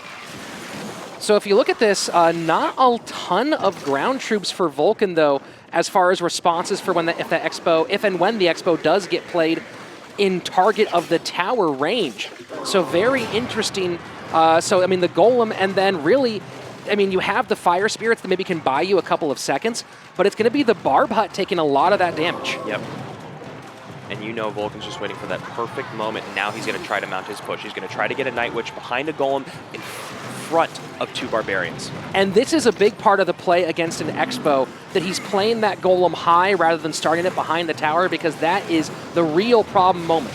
And that, as you can see, is not going to pull the golem. Now, you think he probably got a tornado there, hopefully. If not, then I don't know what his plan is. There it is, of course. I am a little surprised he didn't use that tornado a bit earlier. Now, of course, it works out for him defensively here, but some people would have used that tornado to pull the golem to aggro over towards the Expo instead. Right, but instead he tried to keep the Expo healthy and relied on his Ice Wizard, played calm, cool defense, and it ended up paying off very well. However, I just don't know how he's going to break through at this point. When there's not a golem down, see, he's got the luxury of playing the golem in the back, when usually against an Expo deck, you've got to play the golem higher. But since he's got this Barbarian hut and the Barbarians, it creates this luxury of being able to play the golem in the back, build up Elixir, and create a large push. And the Barbarian hut being so heavy, it's another card that he can drop. And it is 7 Elixir, but he can drop to pick up an Expo pretty well with that as well. Yeah, and I'm pretty sure that Frost knows there's just really no way for him to break through. He's got to play great defense and honestly try to draw the game, I think, at this point. That does seem like, and now you see using the tornado to pull the golem over towards the Expo, keeping that tower entirely off the damage entirely off the tower. So now, yeah, I think you're making a good point. This is one of those situations where playing for draw seems like it might be the smarter move for Frost. Yes, it is definitely the smarter move for Frost. However, 2 minutes is a very long time to defend, and a missed fireball on that flying machine is going to hurt. That flying machine is going to get a ton of value. So now Flying Machine taken out by the Mega Minion, but a Night Witch behind another Mega Minion. This is a very big, very dangerous push. And if he can find some way to take care of that Ice Wiz. He misses the fireball on the Night Witch, really crucial, and this double golem push is not going to be stopped. I just don't think there's any way. I've been wrong before, and I'm happy to admit it, but this is huge, man. 2 Ice Wizards now. Again, look at the bats coming off from the Night Witch, taking care almost of that Ice Wiz. If the Mega Minion clears it out. There's no way. Beautiful pickup there with the Ice Golem, but it's not going to be enough. A lot of damage here, and that's just, there is no way to stop what's coming down the pipes with all these golems. Got 3 Golemites on the tower, a Night Witch behind it with 2 bats, and another Golem at the bridge. Sorry, Frost, there is no way you are winning that matchup. It's a very valiant effort, and you know, interesting you saw the lane switch coming from Vulcan to go to the other side. You know, when we're talking about that lane switch, what do you think might be the logic there at this point? I mean, he's got no pressure on him. That's the thing. Is so if he recognizes that he's got a lower tower on the left side or the right side, or he even sees that Frost likes playing to that side, then he's just going to play into it to mess with his strategy, just to make Frost uncomfortable. And he did a wonderful job of it. Frost honestly did a great job of playing awesome defense throughout the match, but there was just no way he was ever going to break through. And you get the 3 golems in a row at the river, and that's good night. Very, very difficult to deal with, no matter how well you're playing defensively. Frost unable to get the victory there. He is now down 1 game in a very tight spot against Vulcan.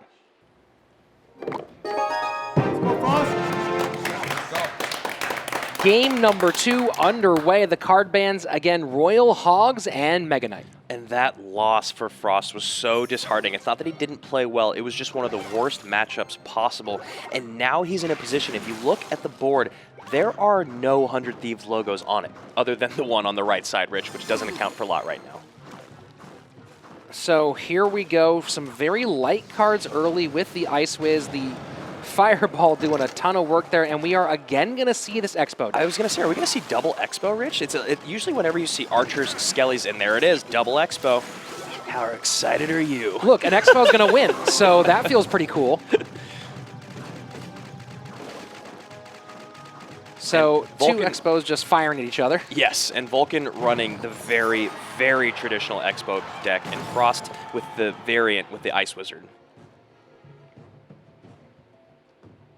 So this is going to be a fairly slow matchup most of the time. Both players with really just one way to win this thing.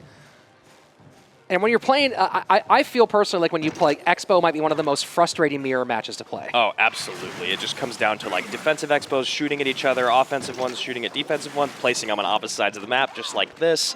And then, wow, but a quick block for Vulcan. I was going to say, it didn't look like Frost had anything to respond to it. But you do we're getting the Mega Minion there. The double lock. You so, see, go ahead. Go ahead. No, he saw that the Mega Minion there took care of his Expo fairly quickly, and so it's Frost getting the better of that exchange. Yeah, absolutely. And getting that Ice Golem down in front, making that Tesla basically useless. Tesla also with the slowed attack time, 844 HP on Vulcan's tower. Yeah, this Expo Tesla combination we saw a ton until very recently when the Tesla took, again, like you saw, that slight nerf that's really changed the ability of this deck to function at its highest level. So when you look at this, Frost does have a deck that's designed to play not really against Expo directly, but that Tesla not as useful for Vulcan as you would hope. Yeah, and we've seen how effective that Ice Wizard is with the NATO. However, with Vulcan's win condition being a building, it's not as effective. You can see this is where that Tesla used to just be so much more powerful. As you play it up at the river like that, it would have taken out the Mega Minion and probably taken out the Ice Wiz. So as we are just 25 seconds away from sudden death overtime, it is Frost with the big lead on the right-hand side, but both of his towers in danger, unlike Vulcan, who's not really super worried yet on the left-hand side. Yeah, and Vulcan leaking a few elixir there, and Frost having the right idea, in my opinion, with getting down a defensive Expo to support the offensive Expo, cleaning up the troops twice as fast, and he's gonna probably get another lock here. Oh, with a great Tesla there. So he's gonna play that Mega Minion up there, try to get that Tesla out of the way, but the damage is done, so very nice defense in this moment from Vulcan, making solid mid-game adjustments, but you gotta wonder, is this too little too late? Yeah, and you look at the massive elixir advantage that Frost has, and that's something that that's a position you never want to be in when playing a Siege deck, especially a mirrored match. And just so many targets for these Expos to lock onto, so really at this point, it's gonna be just how do the interactions work out at a very small, very basic level. And now it seems as though, yes, it's going to be Frost just playing defense and Fireball cycling on the right-hand side. Yeah, that Tesla not doing him any favors by ducking down under the ground and letting that Expo lock onto his troops. It appears that Frost is definitely going to push this to a third game. Yeah, I don't know if this final Expo was necessary. You definitely could have seen it played defensively the entire time. But even now, his tower's in pretty good shape, so we're just waiting for the spell cycle to go all the way through. And there's the Fireball, so we are now down to 121. Very close to this thing being over. If somehow Vulcan gets that locked on the tower, it's not going to be a good... Okay, there we go. Yeah. I was like, we've seen too many close games. He gets the lock there, but it was just about getting that Fireball back in cycle. And that's the thing, is at that moment, you get to the point where you can just play defensive Expos, not worry about making an offensive push there, and you know that you can stop his offense every single time.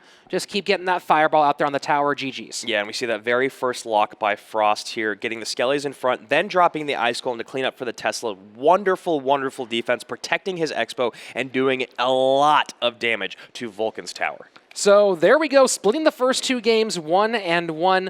We almost had a full sweep of 100 Thieves, but now we go to game number 3 in our second set. And the big question now is, does Frost go to the same well a third time? Can he feel his fingers is also another question. It almost seems like he performs better when the pressure is up the highest in him. Even though he kind of hates it, it seems like he performs at the best of his abilities. Game number 3 on its way right now. And as with the first two in this third game, Mega Knight and Royal Hogs are your bans. And Vulcan, we've mentioned before he started college at 16 with that engineering degree. He was also homeschooled. So you talk about some of that calm. He's almost undistractable, and being raised in sort of a more quiet school environment, maybe helping him with that focus. And now we see that Barb Hut down again. Frost not running the Expo deck, maybe running a P.E.K.K.A deck, bridge spam style, but very interesting seeing that Barb Hut again from TSM. So if we do have that P.E.K.K.A, it would be a very nice counter to the Golem. And with playing so slow, yeah, now we see the Night Witch, so it's going to be this Golem deck again coming for Vulcan. And probably maybe a P.E.K.K.A minor poison deck from Frost. And so we're waiting to see, about to hit 7 Elixir. Yep, there's the P.E.K.K.A right on the Golem. But maybe a little late here. Yeah, those bats are really going to hurt. And Frost recognizing that, dropping the Royal Ghost, those bats doing work on the P.E.K.K.A. So spending a little more than he wanted to here in defense. And while he does prevent a lot of damage, not preventing quite as much as he would have liked. And you look at the massive Elixir lead by Vulcan, able to get the Mega Minion down and another Barb Hut, and still now only being 2 Elixir behind Frost with all that on the field. So yeah, that extra defensive expenditure there, definitely something you don't want against an Elixir-heavy deck like a Golem. Yeah, and he's got to keep spending Elixir right here, as you can see, to defend against those Barbarians, keeping him at a deficit.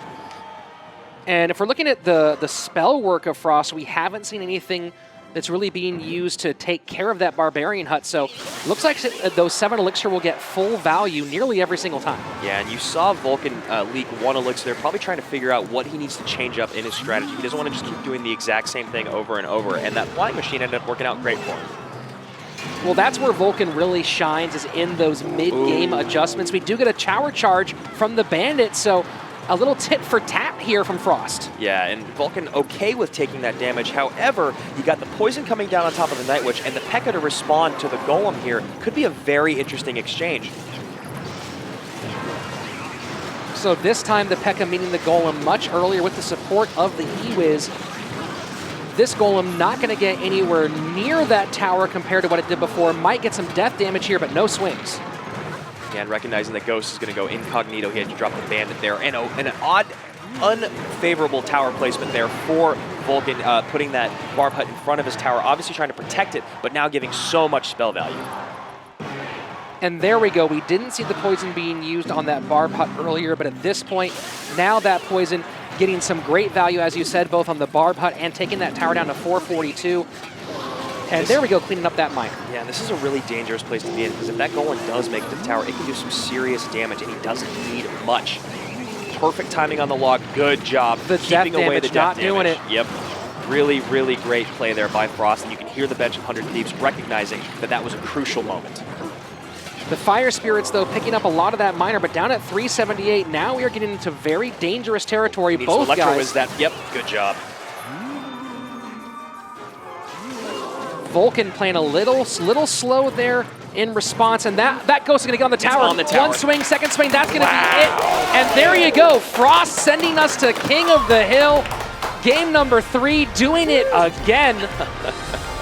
100 Thieves needs to pay this guy double for what he's doing right now. This has been an absolutely insane day, whether you're in the States or across the pond. Wow, great plays from all the teams involved, and Frost here showing that he doesn't need to feel his fingers in order to take games and sets and matches. He can do it all. Wow, King of the Hill coming up next, Rich. I am so exhausted, Andrew. This day has been absolutely insane. No one giving us a chance to catch our breaths. And there you go, Frost taking the 1v1 win. And for the 4th time today across both regions, we are going to King of the Hill. And as if you need a reminder, each team will nominate 3 players. Each player will get just 1 opportunity to represent their squad. And then the first team to eliminate all 3 takes the set and takes the match. And in this case, takes a very, very important victory at this stage in the season. And of course, there's a brand new set of card bans, lineups being set right now inside the war rooms. All right, guys, they banned Golem, we banned Royal Ghost. We're gonna start with PT 105. And then we're gonna go with Eddie. And then, if need be, Frost. We'll close it out. We won't need. We already know what to do. I don't need to talk too much. Let's just bring it in. All right. 3, 2, 1. 100! Okay, guys, we're back to King of the Hill. We've been here every single time except once against Immortals. This is where we're comfortable, hopefully. So, first off, we're gonna start Air Surfer, and then second, we're gonna have Firewolf, and finally, we're gonna have me closing. Let's get this dub. We know the bans, and we got this. Yep. TSM on 3. 1, 2, 3. TSM! Hey guys, I've got another confession. My favorite thing about CRL is King of the Hill. 2 teams down to the wire with everything on the line. What's better than that? I'll tell you, nothing. 100 Thieves, TSM, give it everything you've got! And once again, here we are at King of the Hill. Leading off for both teams, we have Air Surfer up against the best shoes in the game from PT-105. That's right. PT-105 kicking it off for 100 Thieves. Behind him, he's got Eddie and Frost. Frost, of course, coming off of a dominant 1v1 win today in the set, and, of course, that huge King of the Hill win in his last match. And then, of course, their opponents, Air Surfer, Firewolf, and Vulcan. You think you got to have Vulcan closing it out because he's had the most success in 1v1 and in King of the Hill. Look at these card bans. We have Golem being banned by TSM. We'll talk about that in a second. But Royal Ghost coming off from 100 Thieves. Yeah, you think that 100 Thieves is really trying to pin these guys to playing the decks that they're most comfortable with. However, seeing Expo popping up so much in 1v1, you figure they're not going to play it here. And the Royal Ghost has fit in very comfortably to a lot of Vulcan's decks that he's won with. So I think that's why 100 Thieves are trying to take it off the table. King of the Hill underway right now. Let's get it. So TSM banning Golem, which we've seen before, a pretty nasty counter to Expo, and we've seen Expo and Firewolf both play that a lot. But, you know, you got to wonder here, with Golem being banned, do you think they even risk playing Expo thinking there might be a counter deck coming right down the pipes? I mean, you think 100 Thieves, that's the plan, right? With the bans that they have and the cards that they've run, they want them to play Expo, so you'd think they'd have a deck to counter it perfectly. Well, certainly not looking like Expo right now for Air Surfer. And you and I talked about that before the match. There's just no way that you could see TSM running that type of deck because it would just be too predictable. So probably it's going to be a beatdown deck with a Giant in replace of that Golem. So the Prince not getting charge damage, but taking some hits on that right-hand tower, now down to 1993.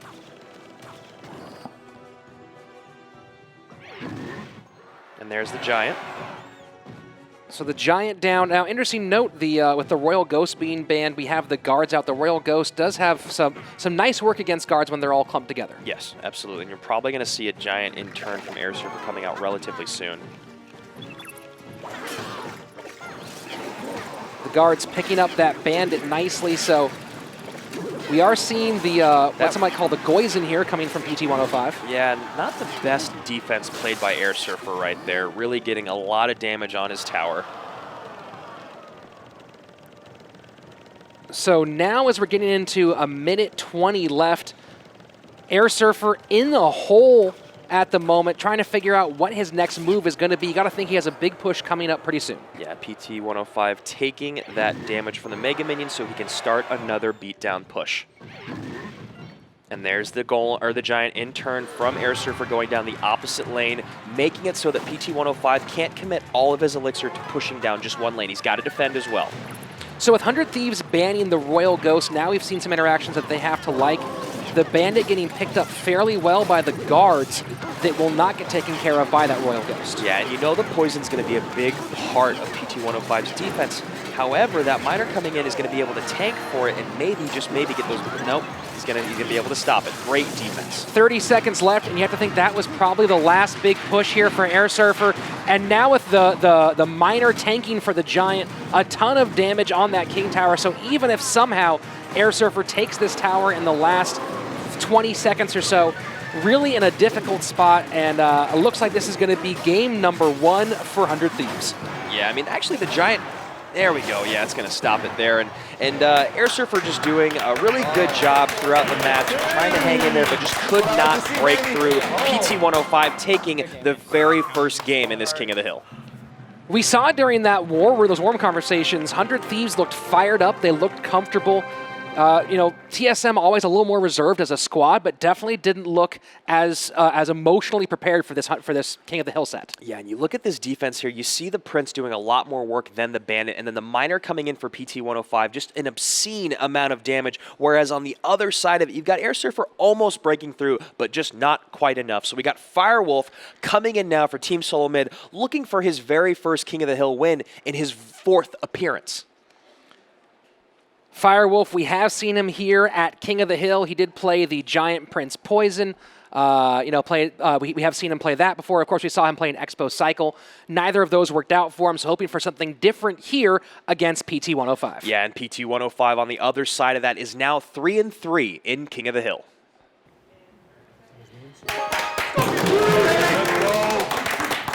Game number 2 underway, and I'm going to bet right now PT105 runs Giant again. Oh, you think so? Well, again, if they're trying to put Firewolf on Expo, and I guess maybe I'm wrong here, but it could be Giant Three Musketeers is very possible. Yeah, absolutely. And that Hog Rider going straight for that Elixir Collector. Great use there, taking away that Elixir advantage. And with 2 swings, a nice trade there. So a well played from PT105. And you got to wonder, like I said, I think he's putting, they were putting both Air Surfer and Firewolf on Expo. This might have been a response to that. Yeah, and PT105 frustrated at losing his Elixir advantage that quickly. Lumberjack's going to make quick work of this battle ram. And supported by the minions, those Barbarians going down very quick, so will Firewolf put something behind that? And there we go, the fireball, and now we get a lot of damage on the left-hand tower. And that minion came in with a vengeance, taking out that one Musketeer. So we're seeing Lumberhog from Firewolf. We have seen this from TSM before. I believe it was Air Surfer who ran it last time, or maybe it was Vulcan, but we have seen this particular deck construction, I believe, come out once before from Team SoloMid. And now PT105 doing a little bit better job of protecting the pump, dropping it down on the bottom right side of the map here, making it much harder for Firewolf to respond. He's got to either fireball it or leave it alone. You know, I might be wrong. Maybe I've seen PT105 play this before outside of Clash Royale. Now, see, just so, for those of you who didn't pick up on it, there is a pump right behind the bottom right corner photograph of PT105, or the camera on PT105.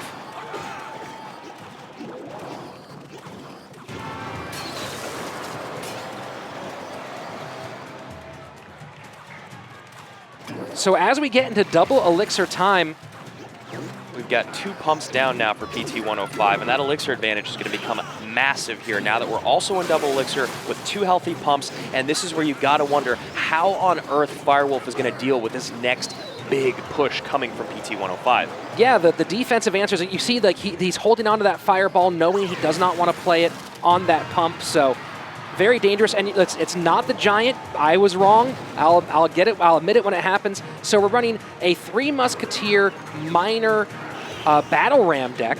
Yeah, and the idea there is obviously you want to get the battle ram in front of some Musketeers and the miner on top of the tower, and it's usually a ton of damage. As you can see here, the dual lane push actually only moderately successful for PT105. We have not seen a lot of minion horde here at all, but 1 swing, 2 swings right here. The Hog will get a 3rd, just barely stopped, but now in spell cycle range, so it looks like it's going to be Firewolf. As long as he defends here competently, he has to use that zap to stop there. Again, a well played from PT105, so looks like we're going to get this thing down, but spending a lot of Elixir on things other than the fireball right now. And you know that that is the most desperate of plays when you have to use your Elixir pump to pick up a building. Very, very well played by Firewolf. Firewolf making the heads-up move. You know, they think they have these guys backed into a corner, going, you know what, I am going to put him on that Expo deck, and I'll tell you right now, that deck there probably would have fared pretty well against Expo as well. Yeah, I'm just so impressed that Firewolf was able to stay in the game despite being at that massive Elixir advantage. He did such a great job of keeping up the pressure and playing conservative defense. So now things all evened up. Firewolf showing up here in King of the Hill with a very, very nice, very important win for his team. And now he's up against the second player, the underrated for 100 Thieves, according to Woody, Eddie. Yeah, Woody considers him one of the best players in the entire world. However, finding varied success here, 2-1 in 2v2, 2-1 in 1v1, and 0-2 in King of the Hill. Game number 3 on its way right now. All right, come on, baby.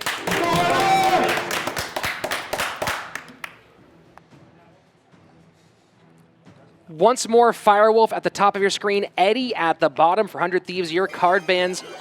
A big important reminder, Golem and Royal Ghost. Yeah, and Firewolf just taking out PT105, 100 Thieves, now evened up in King of the Hill. Probably going to see Graveyard.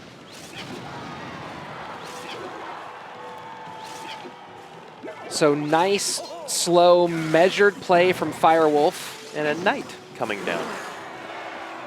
Haven't seen a ton of Knight here in CRL, but again, Knight's another card that not too recent, or fairly recently, got a damage buff, hoping to make it a slightly cheaper alternative to the Valkyrie. Yeah, and that log coming through maybe to cycle, but also to maybe clean up any ground troops that he thought may have been played, but nothing played there, and a lot of Elixir on the field and on Firewolf's side of the map here for Eddie.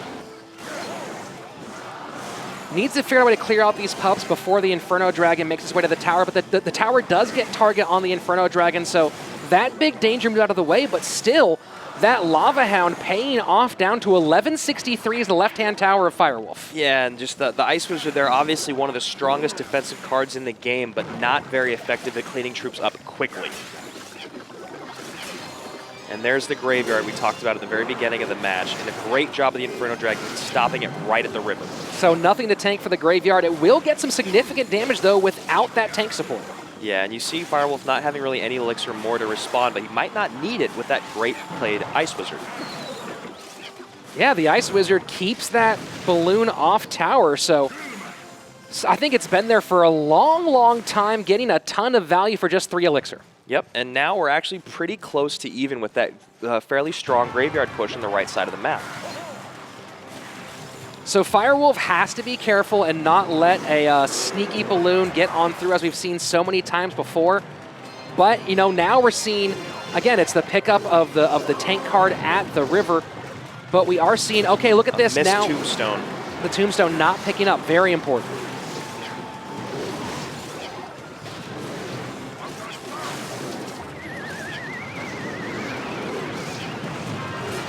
Heads up tornado play. Yeah, absolutely. Picking up that that Inferno Dragon, but now down at 366. Firewolf knows he's in big trouble. Now again, could he steal it here in the last few seconds using, oh wow, on the right-hand side, wow, no that answer. Inferno Tower, Inferno Dragon all the way down. The Inferno Dragon taking out that tower, it looked like it was going to go down, but you know how fast that thing heats up. So, I mean, kind of shocking there. You wonder, was Firewolf preparing for a Graveyard push? Did he already think he was out of it and so stopped playing at the moment? Very confusing there in this third game of King of the Hill. Yeah, you got to think he was probably trying to save some Elixir for something else, not realizing it had that much health. It was going to get that sizzle, crackle, pop going, and it just took that tower out instantly. You know, you got to wonder what's in his hand. Maybe he didn't have anything to play there. You know, you see the Baby Dragon on the opposite side. He thinks that he's going to pull it with the Knight, and he misses it, and then plays the Tombstone. It's all too late. Didn't really matter. Probably wasn't going to be his game anyway, but that was definitely a misplayed Knight. So doesn't get the job done, the Knight. You know, we've seen a couple missed pulls here as of late, and so critical, especially with a troop as dangerous as that Inferno Dragon that heats up so quickly. And here we are once again, familiar territory for TSM. It's Vulcan, the last man standing. Yes, and we've seen today, it doesn't matter if you're the only person left for your team. You can pull out the reverse sweep. You can beat 2 people in a row. Let's see if Vulcan has what it takes to take TSM to one more victory.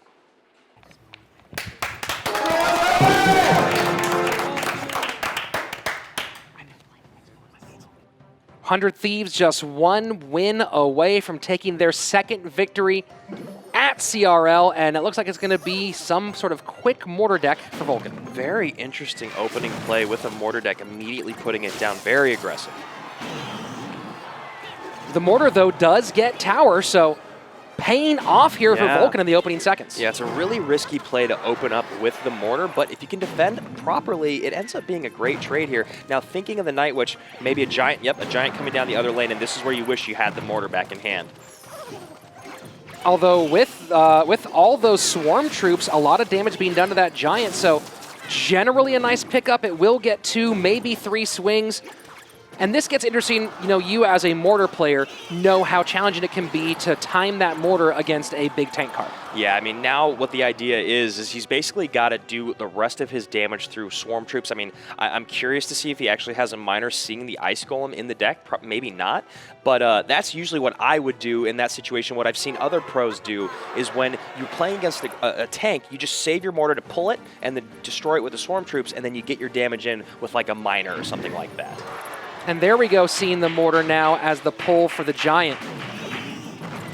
So now these Swarm troops playing a lot of defense here, and the Miner now getting through on the tower. So that right-hand tower getting in serious trouble. And I was going to ask you if you thought Poison was the next card, and there it is. Yeah, and really not having that Miner in this deck is seeming to be a bit of a problem for Vulcan. You need to have a way to create pressure for your opponent, and he doesn't really have it right now. The Mortar being his win condition, if that's his only win condition, is just going to get picked up by the Giant or need to be saved for the Giant. But we've seen Vulcan, and there's the Miner. So we've seen Vulcan make mid-game adjustments like this before. If there's anybody who can pick it up, this is the guy. Yeah, and I understand wanting to send in the minion horde plus the Miner when you see that the Poison's out of cycle. However, he's got to remember, Eddie's got a Zap and an Ice Spirit, which do an insane amount of damage and clean up a minion horde, as well as giving him a massive positive elixir trade.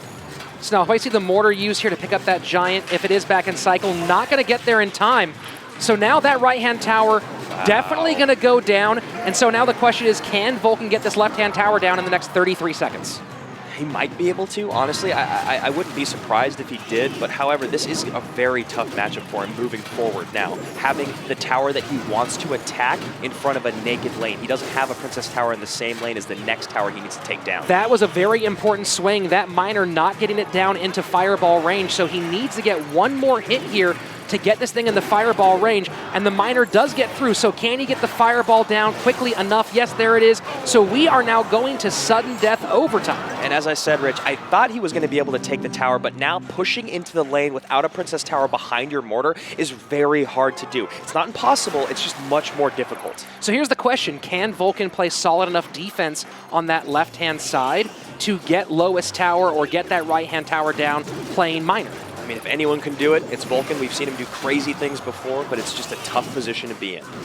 And now throwing a lot of DPS in the pocket, so Vulcan changing tactics over and over again, and this is where he shines. And really keeping up the pressure, keeping the foot on the gas here against Eddie. And Eddie, you can tell, is kind of, he's like, what do I do? I need to get my feet on the ground here and figure out a Giant push, and there it is.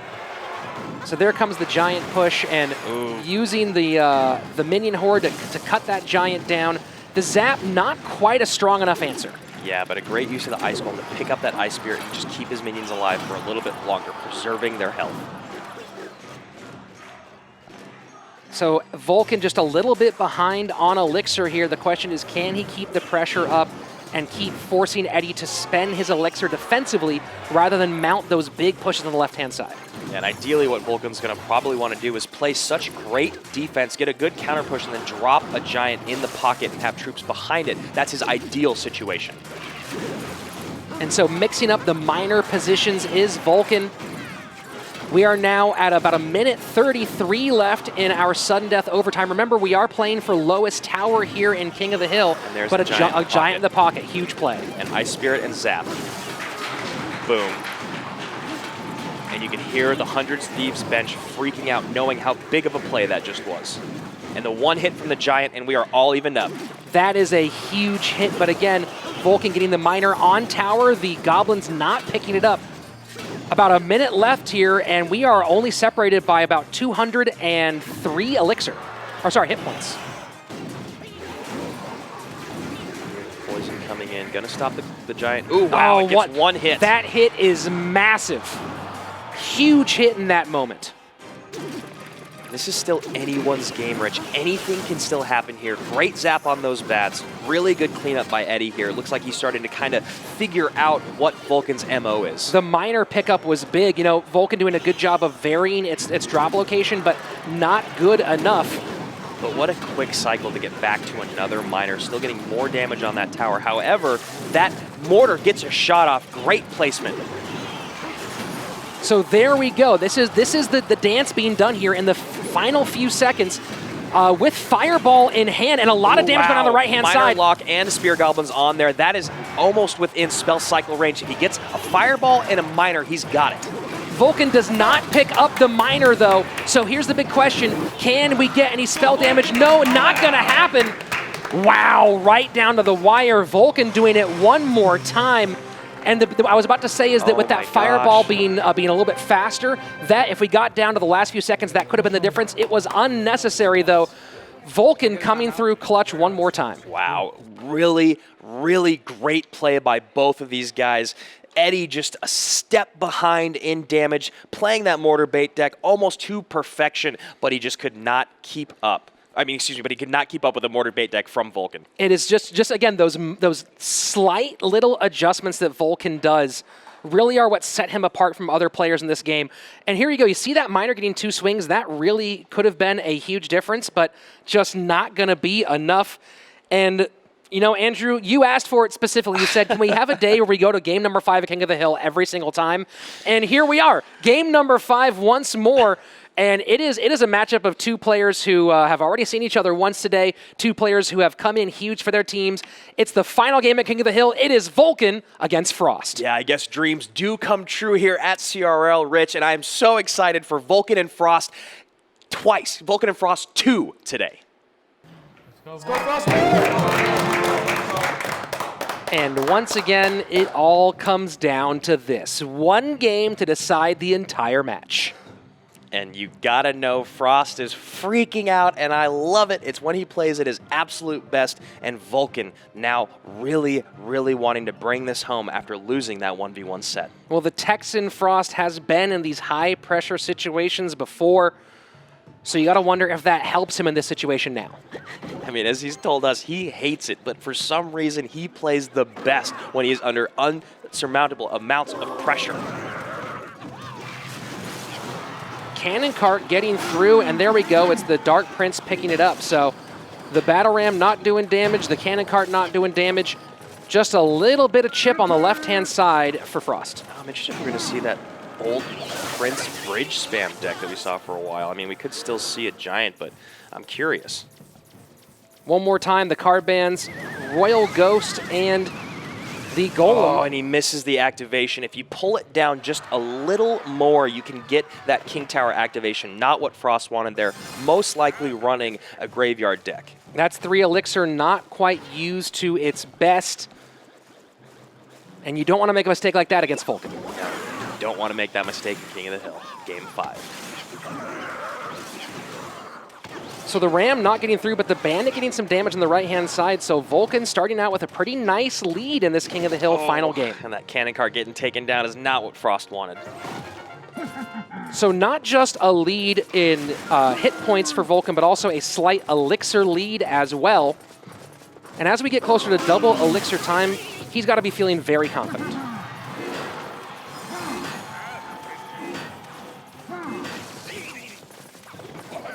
Yeah, I mean, you look at the minions in Vulcan's hand there, and you think, what are his best responses to the graveyard? And I'm sure that's exactly what Frost is asking himself, too, as we're going to probably see our first graveyard push right now. However, he's keeping up the pressure in the left lane with the Battle Ram. Yep, and that was wonderful. He could not graveyard right there. You see that Frost really wanted to. He put the Ice Golem down to create a big push, but Vulcan recognizing that, putting down the Battle Ram in the left-hand lane made it impossible. And now clearing out the cannon, trying to make way for the P.E.K.K.A. And there we go. This might be the most horrific thing Frost has seen all game, finding out that that last card in Vulcan's hand is a poison. Yeah, so he's got the poison to cover the bases of the graveyard, and then he's got the P.E.K.K.A. to just drop down right on top of whatever push Frost amounts. If it's an Ice Golem, a Mega Minion, and a Cannon Cart, it's still a P.E.K.K.A. And there you go, getting the poison back in cycle very quickly is Vulcan, so he knows what he has to do defensively, and it's going to be just about finding those openings, or at least getting enough damage on that right-hand tower to win from that lowest tower. Yep, and you see the Bandit coming in again right now.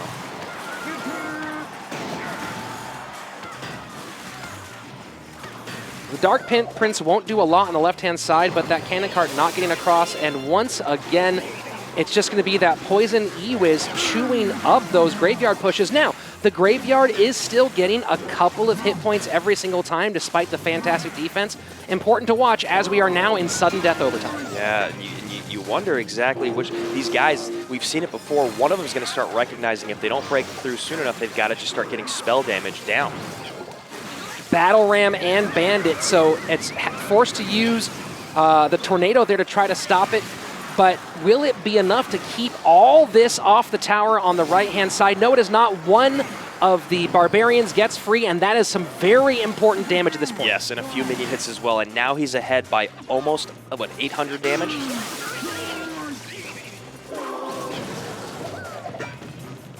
It is so tense right now. Silence from everyone in the room, glued to the action taking place in front of them. Yeah, both benches completely silent. You can hear a pin drop in here, and there's so much riding on this match. Vulcan needs to pick up that cannon cart, though. Great job of dual lane pressure there, splitting it up. And that Mega Minion's gonna get on the tower. The Mega Minion does some tanking. The Poison and the Princess Tower not gonna keep it all off. So now much closer here as we get into the final minute of overtime. Interesting placement on the P.E.K.K.A there, being able to get shot at by the cannon cart, now being slowed by the Ice Wizard.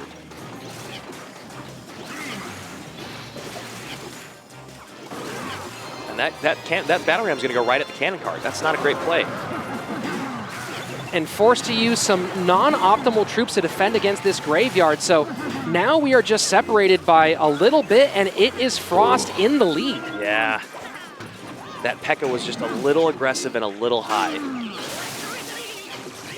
So Vulcan has to know the situation he's in. Maybe he feels really confident about getting damage on that right-hand tower, but with the log coming down too, this is a very dangerous situation for all of TSM. Yes, absolutely, and he's got a good, strong push coming here, and wow, just a miss on that NATO, and the Barbarian Oh, the connects. Barbarian gets 3 swings down to 466, so this is massive here. An important moment. Can Vulcan defend against this final graveyard push and keep this thing for TSM? Oh, and you wonder if the Bandit was too much in the right-hand lane. Right now, he is going to take the damage lead with that Poison and the log. Right now, Vulcan feels he's got to get the damage on the tower. And that tornado might be what saves the team. Oh my gosh. Can the Ram get on the tower? Wow. It will not! And that is it! Frost does it once again. Oh my gosh! Oh my gosh, that was so insane. Vulcan cannot believe it. He kept on having to spend that Poison defensively, could not get on the tower. And I think Frost is once again, yeah, once again, someone check his limbs, see if he has anything left in him. Oh, and the hug, the sportsmanship, I love it. Neither of them can believe what happened in the King of the Hill set and the 2v2 set. Frost, ice running through his veins. He may not be able to feel his fingers, but those things still work some magic, Rich. Coming down to the wire in both matches, this was unbelievable, just by a couple of hit points, and Frost gotta feel good now twice in a row, clutching things for 100 Thieves. And now 100 Thieves off of a 5-game losing streak is now on a 2-game winning streak. My, how quickly the things change. And as you see right here, that one Barbarian getting through and hitting the tower. It was small things like that throughout the match that made the world of difference. And you thought that Frost had just lost it. You see the Poison come in, the log come in with the graveyard. He knew he just got it, and the tornado at the end, beautiful play. And there'd been a couple tornado plays that weren't ideal earlier in this game, but when it mattered the most, Frost made the perfect tornado play. And right there, just the scream of joy, picking it up in that moment. Oh my gosh, yeah, I don't, what else, what do I even have? This one, let's go ahead, this one, let's go ahead. You know what, I feel like that deserves all 4 of the classic emojis. What an insane victory there. You know, you gotta feel gutted for TSM, but they played fantastic. And right now, who else will be standing by with? Christy St. John has today's hero, Frost. Thanks, guys. I can't tell if you're gonna have a heart attack or take the W. Having a heart attack while taking the W is optimal. That makes sense. Talk me through that last game. I mean, at the end there, did you know you were going to win? I had no idea who was going to win. I really thought that last battle round was going to connect. I was very fortunate. I actually hesitated on my Ice Wizard for a minute there, so it was really close, and Vulcan played pretty much perfectly, so I'm really glad to get the win. And all-important question, how are you going to celebrate? I'm going to go get ice cream. Aren't you lactose intolerant? I mean, it's worth it because ice cream's good. So, I mean, why not? Oh man, congrats, you deserve it. Thanks. Back to you guys. Thanks, Christy. It is the Frosty Fro one more time. Don't ever cut that hair, young man. It is fantastic. And looking to start possibly a resurgence. Could this be the beginning of a comeback here for 100 Thieves? Absolutely. The comeback kids led by Frost hopping into the standings here. You look and you see 100 Thieves not moving up, but they are now tied with Energy for 7th place and on a 2-game win streak. However, Team SoloMid now only 1 game ahead of them. With 1 more win, 100 Thieves could be back in playoff contention, just like that. And you can follow that journey, of course, by hitting subscribe on the Clash Royale Esports YouTube page, going to esports.clashroyale.com, and of course swiping over to the Esports tab in your Clash Royale app. We will be back with more North American action on Thursday, September 20th at 6 p.m. Pacific Standard Time. Make sure you don't miss it. For Andrew Guy, I'm Rich Slayton. We will see you back here on Thursday in the arena. And with that, ladies and gentlemen, another day of Clash Royale League draws to a close. The action today proved once again that it's never over until the last tower crumbles. There's no telling which Hog Rider will make it through the breach, which Goblin Barrel will land, or which Musketeer will fire that crucial shot. We are truly witnessing the very best engaging in a battle of wits on the biggest stage. I cannot get enough of it, and I bet you feel the same. Which is why it is imperative that you subscribe to the Clash Royale Esports channel. And remember, never ever look a hog or a hog rider directly in the eye. It might be the last thing you ever do.